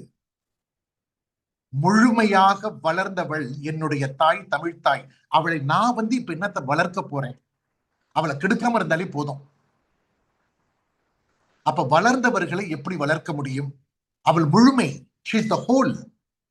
அவளை நான் இப்ப வளர்க்க போறேன் இல்ல. அந்த வளர்ந்த தாயை வைத்து நான் இத்தனை ஆண்டுகள் பேரும் புகழும் வாங்கி கொண்டிருந்தேன். இதுதான் உண்மை. நான் வளர்க்கல, யாரும் வளர்க்கவும் முடியாது. அந்த வளர்க்கிறேன்னு சொல்றதெல்லாம் ஏமாத்து வேலை. யாரும் தமிழுக்காகலாம் வளர்க்கல. நான் ஒரு வாட்டி கூட பல மேடைகள்ல சொல்லியிருக்கேன். ஒருத்தர்கிட்ட கேட்டேன், நீங்க நாடகம் நடிக்கிறீங்கன்னு கேட்டாரு. எனக்கு நாடகம் என்றால் ரொம்ப பிடிக்கும், நான் தமிழ் நாடக கலையை விரும்புகிறேன்னு சொன்னாரு. நான் அடுத்த கேள்வி கேட்டேன், பதிலே சொல்லல அவரு. உனக்கு நாடகம் பிடிக்கிறதா, அந்த நாடகம் வழி கிடைக்கக்கூடிய பேரும் புகழும் பிடிக்கிறதா? உண்மையை சொல்லுன்னு. அவர் அப்படியே சைலண்டா என்ன பார்த்தாரு. அதே மாதிரி உனக்கு தமிழ் பிடித்திருக்கிறதா, அந்த தமிழ் வழி கிடைக்கக்கூடிய பேரும் புகழும் பெருமையும் உனக்கு பிடித்திருக்கிறதா? அதனால் தான் செய்து கொண்டிருக்கிறாயா? இந்த உண்மைக்கெல்லாம் வரணும். இந்த பிள்ளைங்களுக்கு எடுத்து சொல்லணும். சர்ஃபேஸ் லெவல்ல தமிழ் படிக்காத, ஆழமாக ஆத்ம ரீதியாக பெத்தோஸ் எமோஷன்ஸை கொண்டு வா. மற்றவங்களை பத்தி எனக்கு தெரியாது, நான் தமிழை வைத்து பேர் வாங்கினேன், அதான் உண்மை. ஆனால் அதுக்கப்புறம் நான் யோசிச்சேன், இது தேவையாடா நமக்கு அப்படின்னு. அதுக்கப்புறம் சொன்னேன், வேண்டாம், இது பேர் கொடுக்கட்டும், புகழ் கொடுக்கட்டும், அதே நேரத்தில் அதை ஆத்மாவோடு கலந்து விடுவோமே. அதனால்தான் இப்ப இதுக்கு இதை தாக்கெல்லாம் பண்ணிட்டு இருக்கோம். ஏன் பண்றோம்? சும்மாவா பண்றோம்? இப்ப நீங்களே பாருங்க, நான் குறை சொல்லவில்லை, ஆனால் ஸ்டாட்டிஸ்டிக்ஸ் ஒண்ணு இருக்கு இல்லையா? போன வாரம் ஒரு டாக் செஞ்சிருந்தேன். அது முருகப்பெருமானை பற்றி. அதுல 160 பேர் ரெஜிஸ்டர் பண்ணாங்க. ஆனா 100 பேர் தான் லாகின் பண்ண முடிஞ்சிச்சு. அதுக்கப்புறம் எல்லாருக்கும் லிங்க் அனுப்பணும். இன்னைக்கு தமிழை பற்றி பேசுகிறேன், 50 பேர் தான் வந்திருக்கீங்க. அப்ப மக்களுக்கு எதில் ஆர்வம் இருக்கிறது? இறை நம்பிக்கை முக்கியம், கடவுள் நம்பிக்கை முக்கியம். ஆனால் மொழியே போனதுக்கு அப்புறம், அடையாளம் போனதுக்கு அப்புறம், கலாச்சாரம் போனதுக்கு அப்புறம் ரிலிஜன் மட்டும் எப்படிங்க வாழப்போகுது தனியா? இதை யோசிக்கணும் இல்லையா? நம்ம ஸ்டாட்டிஸ்டிக்ஸ்க்காக சொல்றேன். ஆனா நீங்க எல்லாம் வந்திருக்கீங்க, நான் ரொம்ப பாராட்டுறேன். ஒருவேளை வராதவங்களுக்கு நீங்க நிறைய வேலை இருந்திருக்கலாம், ஏதோ அவங்களுக்கு ஒரு கமிட்மெண்ட் இருந்திருக்கலாம் சனிக்கிழமை, நான் குறை சொல்லல. ஆனால் இதுதான் ஆர்வத்துடைய ஈடுபாடு. நம்ம மற்ற விஷயங்கள் மேல காட்டக்கூடிய அந்த ஆர்வத்தை நம்மளுடைய தமிழ் மொழி மீதும் காட்ட வேண்டும். அப்படிங்கறத நம்ம பிள்ளைகளுக்கு எடுத்து உரைக்க வேண்டும்னு சொல்றேன். ஏன்னா இழந்ததுக்கு அப்புறம் புண்ணியம் இல்லையே. அதே மாதிரி 3வது பாருங்க, லாஜிக்ஸ், லோகோஸ். எப்படி இந்த லாஜிக் வேலை செய்யுதுன்னு தமிழ் மொழியில் அழகா சொல்லப்படுது. இப்ப உதாரணத்துக்கு உயிர் எழுத்து மெய் எழுத்துங்கிறோம் இல்லையா? உயிர் எழுத்து 12, மெய் எழுத்துக்கள் 18 இல்லையா? சோ அதுதான் வந்து இந்த புள்ளிகிட்ட கசட தபர ஞன நமன எரல வழல இதெல்லாம் இருக்கு. மேல பாத்தீங்கன்னா உயிர் எழுத்துக்கள். பாருங்க தமிழுடைய மகிமைய. உயிர் மெய், உயிர் எழுத்துக்கள் மெய் எழுத்துக்கள் இது சேர்ந்தது தான் தமிழ் இல்லையா? 247 எழுத்து வரும் அங்கோட சேர்த்து, ஆயுத எழுத்தோட சேர்த்து. அதே மாதிரி ஒரு மனுஷனை பாருங்க, மெய் என்றால் உடல் என்றும் பொருள் இல்லையா? உடல் என்றால் மெய். ஒரு மனுஷன் எப்படி வாழ்றான்? வாழ்க்கைங்கிறது என்ன? உடலாகவும் வாழ்கிறான், உயிராகவும் வாழ்கிறான். உயிர்னா ஆத்மா. அப்ப மெய்யாகவும், மெய் என்றால் உடலாகவும் வாழ்கிறோம், உயிர் ஆத்மாவாகவும் வாழ்கிறோம். அதுதான் வாழ்க்கை. அதே மாதிரி தமிழ் என்பது உயிராகவும் வாழ்கிறது, மெய்யாகவும் வாழ்கிறது. அப்ப தமிழ் இஸ் ஈக்குவல் டு வாழ்க்கை இல்லையா? அத போய் வாழ்க்கையை விட்டுட்டு வேற எதையோ தேடிட்டு உட்கார்ந்து இருக்குமே எங்கெங்கயோ. தமிழ் மெழுத்தி அதுதானே. அப்பேற்பட்ட அந்த உயிருக்கும் மெய்யுக்கும் அதிகாரப்பூர்வமாக முருகப்பெருமானை சொல்கிறார்கள் இல்லையா? முருகனே தமிழ் கடவுள் என்று. அப்ப அந்த அந்த அந்த தமிழை ஏன் விடுறோம்? உயிராகவும் மெய்யாகவும் வாழ்க்கையாக இருக்கக்கூடிய தமிழை நாம் ஏன் விட்டு விட்டு எதை எதையோ தேடிக்கொண்டிருக்கிறோம்? நான் மோட்டிவேஷன் கிளாஸ்ல எப்பயும் ஒரு விஷயம் சொல்லுவேன். அதாவது கண்ணாடி கற்களை தேடிக்கொண்டே இருக்கிறேன் அப்படின்னு சொல்லி ரொம்ப பிஸியா இருக்கேன் பிஸியா இருக்கேன் பிஸியா இருக்கேன்னு சொல்லி கண்ணாடி கற்களை எல்லாம் பொறுக்கி கொண்டே இருந்து விட்டு கடைசியில் வைரங்களை எல்லாம் கைவிட்டு விடாதீர்கள். எதை எதையோ நான் தேடுறேன், எதை எதையோ நான் பார்த்துக்கிட்டு இருக்கேன், எதை எதோ நான் பிஸியா இருக்கேங்க அப்படின்னு சொல்லிட்டு எது உண்மையான வைரமோ அதை நீங்க கைவிட்டுறாதீங்க. இதுதான் நிஜம். அதே மாதிரி பாருங்க, கடவுள், தமிழுடைய வார்த்தையை பாருங்க, கடவுள். கட பிளாஸ் உள், சேர்த்தெழுதல் பிரித்தெழுதல்னு சொல்லுவோம். இன்னைக்கு அந்த பிள்ளைங்க கிட்ட அது கூட இல்ல, சிலபஸ்ல இல்ல. ஒரு வார்த்தையை சேர்த்தெழுதலாம், ஒரு வார்த்தையை பிரித்தெழுதலாம் சொல்லி தமிழ் இலக்கணத்துல இருக்கு. கட கூட்டல் உள், கடவுள்னு வருது. பாருங்க என்ன மாதிரி வார்த்தை அதுன்னு. கட என்றால் என்ன? கடந்து செல்லுதல், டிராவல். ஒரு ஊருக்கு கடந்து சென்றான், இன்னொரு ஊருக்கு கடந்து சென்றான், கடை. உள் என்றால் என்ன? இன்சைட். இன்சைட் அதான் உள்ளுக்குன்னு சொல்றோம் இல்லையா? அப்ப கடவுள் என்றால் என்ன? உனக்குள் நீ டிராவல் பண்ணும்போது இறைவன்கிற ஒரு பொருளை நீ பார்க்க முடியும். அகம் பிரம்மாஸ்மி அப்படிங்கிற கான்செப்ட மொழி இலக்கண அடிப்படையில் கொடுத்த லாங்குவேஜ் நம்மளோட மொழி. நமக்குள் கடவுள் என்பவன் வெளியே இல்லை, நமக்குள் தான் இருக்கிறான்னு சொல்லலாம், கேள்விப்பட்டிருக்கோம் இல்லையா? அதற்கு விளக்கம் அந்த வார்த்தையுடைய இலக்கணத்துல இருக்கு. கடந்து உள்ளே செல்லுதல், அவனே கடவுள். Travel inside you.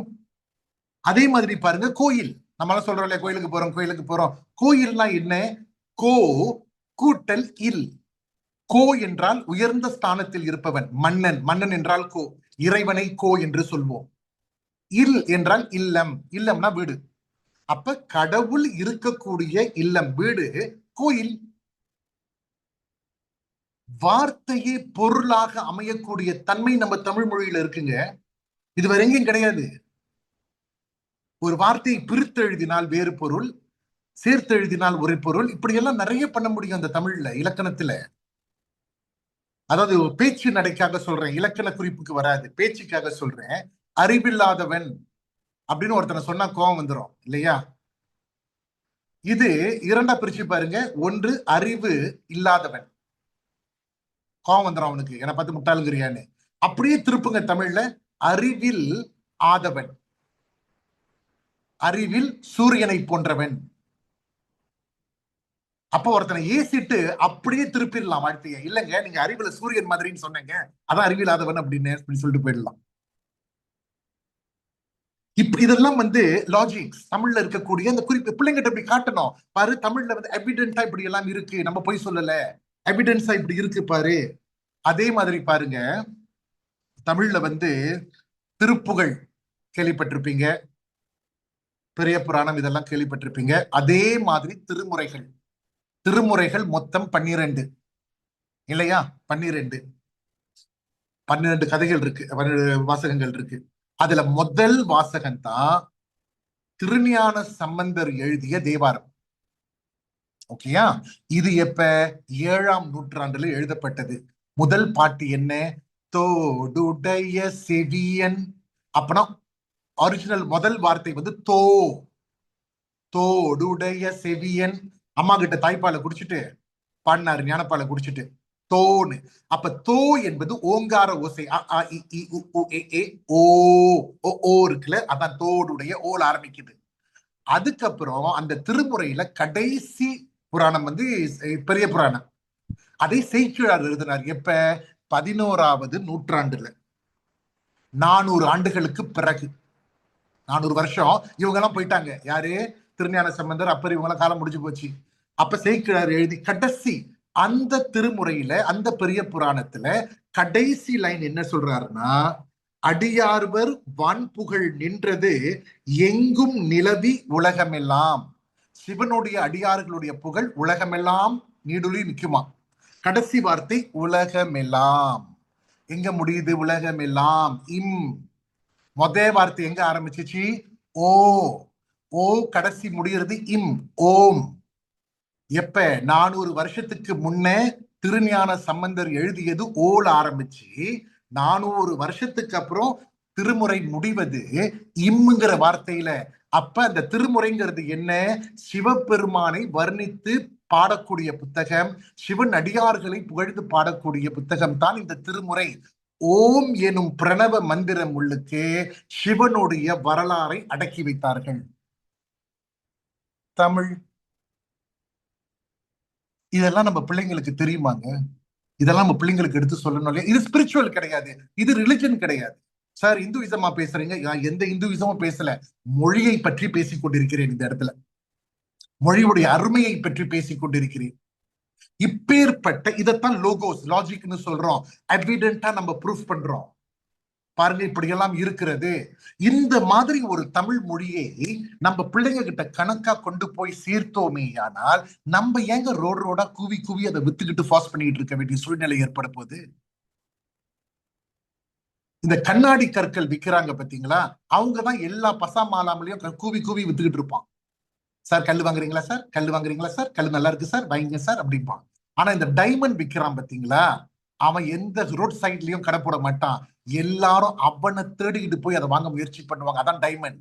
தமிழ் என்பது டைமண்ட். அதை கூவி விற்கக்கூடிய பொருள் கிடையாது. அப்ப அந்த கூவி விற்கக்கூடாது என்றால் அதோடைய மகிமையை சரியாக எடுத்து கூறுவதற்கு நபர்கள் வேண்டும்.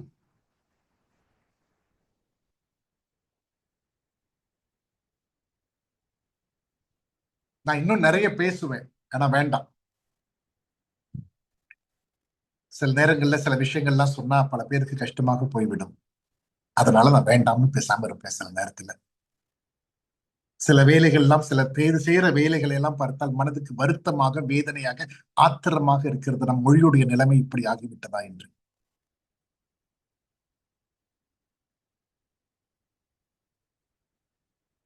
சரியா? இதுதான் தமிழ் மொழிக்கும் இந்த அரிஸ்டாட்டில் கூறிய பெர்சுவேஷன் தியரிக்கும் உள்ள ஒரு தொடர்பு. அப்ப பிள்ளைகளுக்கு ஒரு விஷயத்தை போய் நாம் சேர்க்க வேண்டும் என்றால் அதோடைய அம்சங்களை கொண்டு போய் கொடுக்க வேண்டும். அப்பொழுதுதான் அது அவர்களுக்கு போய் சேரும். அது ஆழ்மனதில் தங்கும்.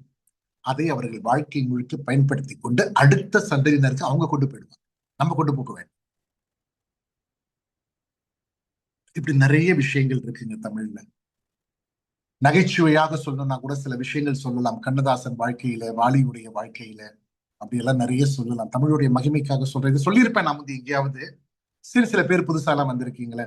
இந்த உலகம் சுற்றும் வாலிபன் படம் எடுக்கும் போதெல்லாம் எப்பயுமே வந்து எம்ஜிஆர் படத்துக்கு கண்ணதாசன் தான் பாட்டு எழுதுவாரு, வாலியும் எழுதுவாரு, கண்ணதாசனும் எழுதுவாரு, பட்டுக்கோட்டையும் எழுதுவாரு.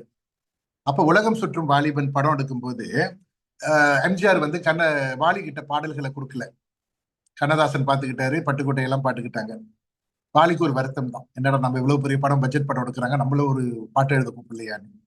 அப்புறம் எம்ஜிஆர் எங்கேயோ அவர் வெளியே பார்த்தாராம். பார்த்துட்டு சொன்னாரா, அப்புறம் தம்பி நான் ஒரு படம் எடுக்கிறேன் தெரியுமா? என்ன படம் அப்படின்னாராம். அதான் உலகம் சுற்றும் வாலிபன் அப்படின்னு ஒரு படம் எடுக்கிறேன் அப்படின்னு எம்ஜிஆர் சொன்னாராம். இல்லையே, நான் வேற மாதிரியில கேள்விப்பட்டேன் அப்படின்னாராம். இல்லையே, என்ன என்ன கேள்விப்பட்டேன் அப்படின்னாராம். உலகம் சுற்றும் பன் எடுக்கிறீங்களாமே அப்படின்னாராம். இல்லப்பா, உலகம் சுற்றும் பன்னு என்ன பேரு? உலகம் சுற்றும் வாலிபன் அப்படின்னாராம். அதான் வாலியை விட்டுட்டீங்களே. வாலியை விட்டதுக்கு அப்புறம் பண்ணு தானே மிஞ்ச போகுது அப்படின்னாராம். தமிழ் தமிழ் அந்த ஆத்திரத்தை கூட தமிழில் எப்படி விளையாடுகிறார்கள் பாருங்கள். அதே மாதிரி கண்ணதாசன்னாலே famous for one thing, punctuality இருக்காது அவர்கிட்ட சொல்லுவாங்க. நான் பார்க்கல, சொன்னார்கள். அப்ப அந்த ஒரு ஒரு முறை வந்து ஒரு சபைக்கு போகும்போது அவர் ரொம்ப தாமதமா போயிட்டு லேட்டா போயிட்டாரு. அப்ப அந்த சபையில இருக்கக்கூடிய அந்த அவை தலைவர் சொன்னாராம், வேணும்னு கூட்டத்துல மானத்தை வாங்கணுங்கிறதுக்காக சொன்னாராம், கண்ணதாசன் விழா வந்து 8 மணி, நீங்க 9 மணிக்கு வந்திருக்கீங்க, ஏன் தாமதம் அப்படின்னு கேட்டாராம். கண்ணதாசன் மெதுவா எழுந்து சொன்னாராம், எல்லோருக்கும் ஒரு மதம் உண்டு, என்னுடைய மதம் தாமதம். புரியுதா மடத்தலைவரேனாராம். மடத்தலைவர்னா ஒண்ணு மடத்துக்கு தலைவர், இல்லது மடத்தனத்துக்கு தலைவர். வார்த்தை ஜாலங்கள் தமிழுங்க, இதான் தமிழ். பாண்டிய மன்னனுடைய காலத்தில இருந்தே நீங்க பாத்தீங்கன்னா முத்தமிழ் சங்கத்தில் இருந்தே தமிழுடைய வாதங்களும் விவாதங்களும் இன்னைக்கு வரைக்கும் அசைக்க முடியாது. அதுல வந்து தர்மியுடைய கதை சொல்ல வேண்டாம். நக்கீரனுக்கும் தர்மிக்கும் சிவபெருமானுக்கும் நடந்த கதையெல்லாம் முத்தமிழ் சங்கத்தில் சொல்லப்பட்டவை. அதோடைய வார்த்தை ஜாலங்களை பாருங்க, அதுல இருக்கிற வாக்குவாதங்களை பாருங்க, பொருளை அவர் கேட்கிறாரு பார்த்தீங்களா அந்த இடத்துல. சிவபெருமான் வந்து பாடலை கொடுத்தோம் தப்புன்னு சொல்றாரு இல்லையா நக்கீரன். அவர் ஒரு வார்த்தை கேட்கிறாரு, எங்கு குற்றம் கண்டீர், பொற்சுவையிலா சொற்சுவையிலா? எப்படி பிரிக்கிறாங்க பாத்தீங்களா? பொருள்ல வந்து குற்றம் உண்டா அல்லது சொன்ன வார்த்தைகளில் குற்றமா, கிராமரா இலக்கியமா? அதுக்கு நக்கீரன் என்ன சொல்றாரு, சொல்லில் குற்றம் இருந்தாலும் ஏற்புடையவை, பொருளில் தான் குற்றம்ங்கிறாரு. The content is wrong. இலக்கியம் தப்பா போயிட்டு, இலக்கணம் கூட ஓகே நான் ஏத்துக்கிறேன், இலக்கியம் இஸ் ராங். என்ன மாதிரி ஆர்கியூமெண்ட் இதெல்லாம்?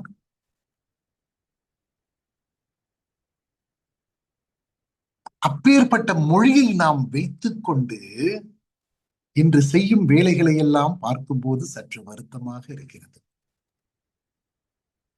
இதை எடுத்து சொல்லணும். இப்பேற்பட்டவர்கள் வந்து இந்த மாதிரி கருத்துக்களை, எனக்கு தெரிந்ததெல்லாம் கொஞ்சம், நான் தமிழ் முனைவர் எல்லாம் கிடையாது, தமிழ் ஆர்வம் உள்ளவன் அவ்வளவுதான், நான் தமிழ் முனைவர் எல்லாம் கிடையாது. இப்பேற்பட்ட விவரம் தெரிந்தவர்களை, அந்த சைக்காலஜி, அதாவது ஒரு லாங்குவேஜோடைய சைக்காலஜி புரிந்தவர்களை அழைத்து வந்து நம்முடைய மாணவர்களுக்கு இப்பேற்பட்ட கருத்துக்களை சேர்க்க வேண்டும்.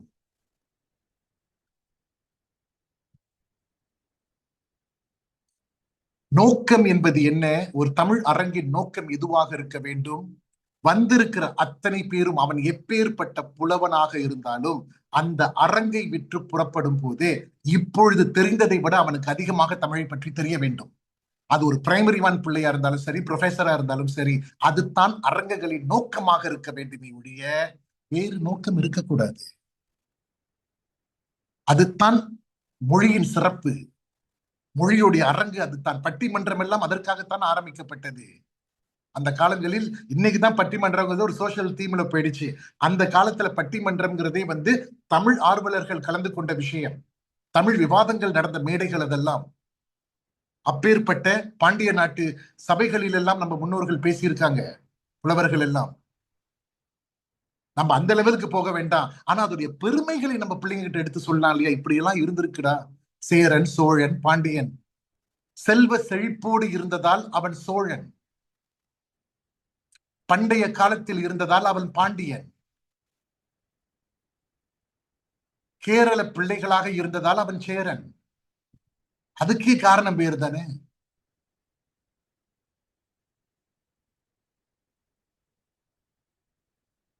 அப்ப நம்ம மொழியை நாம் இழக்க வேண்டும்? நான் வந்து ஒரு மேடையில கூட சும்மா விளையாட்டுக்காக சொன்னேன், சீரியஸா எடுத்துக்க வேண்டும். 26 எழுத்துக்களை கொண்ட மொழியை படித்தவனே கம்பீரமாக கால் மேல் கால் போட்டு ஒரு மேடையில் அமர்கிறான் என்றால் 247 எழுத்துக்களை படித்த நான் எவ்வளவு திமிரா இருக்க வேண்டும்? நம்ம அதை பெரிய லாங்குவேஜா பேசிட்டு இருக்கோம், நம்ம லாங்குவேஜை சிறுமையாக நினைக்கிறோம்.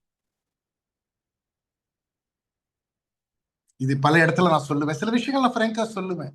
சித்த மருத்துவம்னு வச்சுங்களேன், ஆயிரம் ஆண்டுகளுக்கு முன்பு தலையாய சித்தர்கள் எல்லாம் கொடுத்துட்டு போன மருந்து சித்த மருந்து. அகஸ்தியர் காலத்துல இருந்து இருக்கு, அதுக்கு எப்ப உள்ள காலகட்டம் கூட தெரியல. ஆயிரம் வருஷம் அகஸ்தியர் எழுதிய சித்த மருந்து. எம்பிபிஎஸ் அப்படிங்கிறது ஒரு 350 வருஷத்துக்கு முன்னுக்கு வந்துச்சு. ஆனா இன்னைக்கு எம்பிபிஎஸ்ங்கிறது மெடிசனா இருக்கு, சித்த மருந்து ஆல்டர்னேட் மெடிசன்ங்கிறோம், அது ஆல்டர்னேட் ஆயிடுச்சு பாவம். இது எப்படி இருக்குன்னா, நம்மள சின்னதுல இருந்து வளர்த்து விட்ட அப்பா சித்தப்பா ஆயிட்டாரு, எங்கேயோ இருந்து வந்தவன் பெரியப்பா ஆயிட்டோம். அசிங்கமா இருக்குல்ல? யோசிக்கணுங்க. இப்படியே எல்லாத்தையும் எழுந்துட முடியாது. கஷ்டமா இருக்கு, கஷ்டமா இருக்கு, வராது, நமக்கு தெரியாதுன்னு போக முடியாது. இப்ப நான் உங்ககிட்ட சொல்லியிருக்கேன், இங்க 50 பேர் தான் இருக்கோம். இந்த 50 பேர்கிட்ட மட்டும் பேசி என்னங்க மாறப்போகுது அப்படின்னு நீங்க கேட்கலாம். ஆனா எனக்கு எப்பயும் ஒரே ஒரு கதை தான் ஞாபகத்துக்கு வரும்.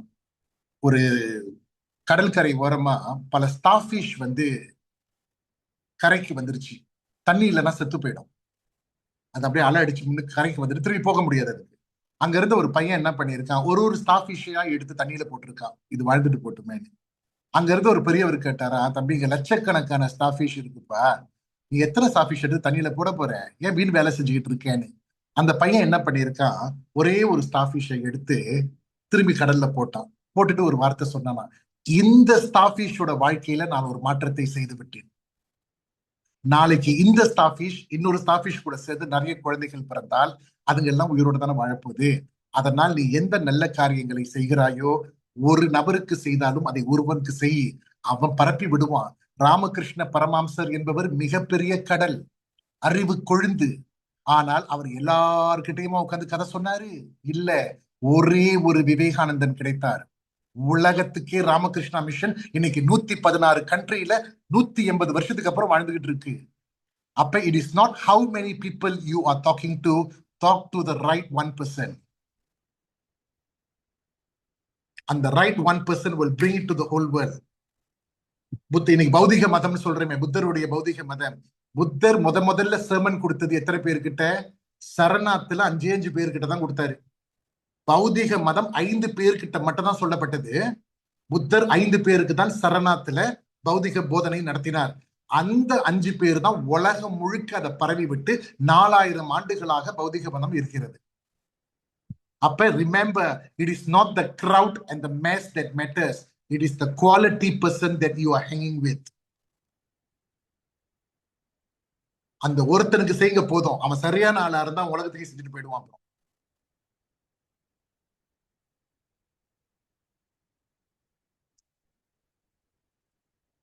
இப்ப இங்க ஒரு தமிழ் ஆசிரியர் இருக்காங்க, சாந்தா சுப்பையா. எப்படி இருக்கீங்க டீச்சர், நல்லா இருக்கீங்களா? பேசுங்க, மைக் திறந்து ஹலோன்னு சொல்லுங்க, எல்லாருக்கும் தெரியும் நீங்க தாங்க.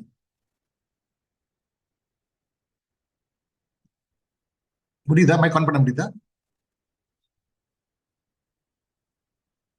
முடியலையா?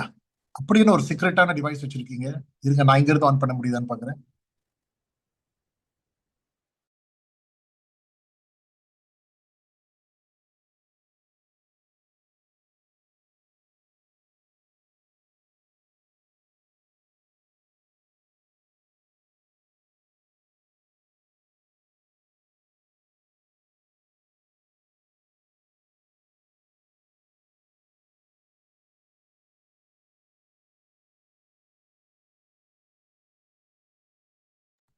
ஓகே, நான் அவங்கள அன்மியூட் பண்றதுக்கு பதிலாக நான் மியூட் பண்ணிக்கிட்டேன். சரி, பரவாயில்ல.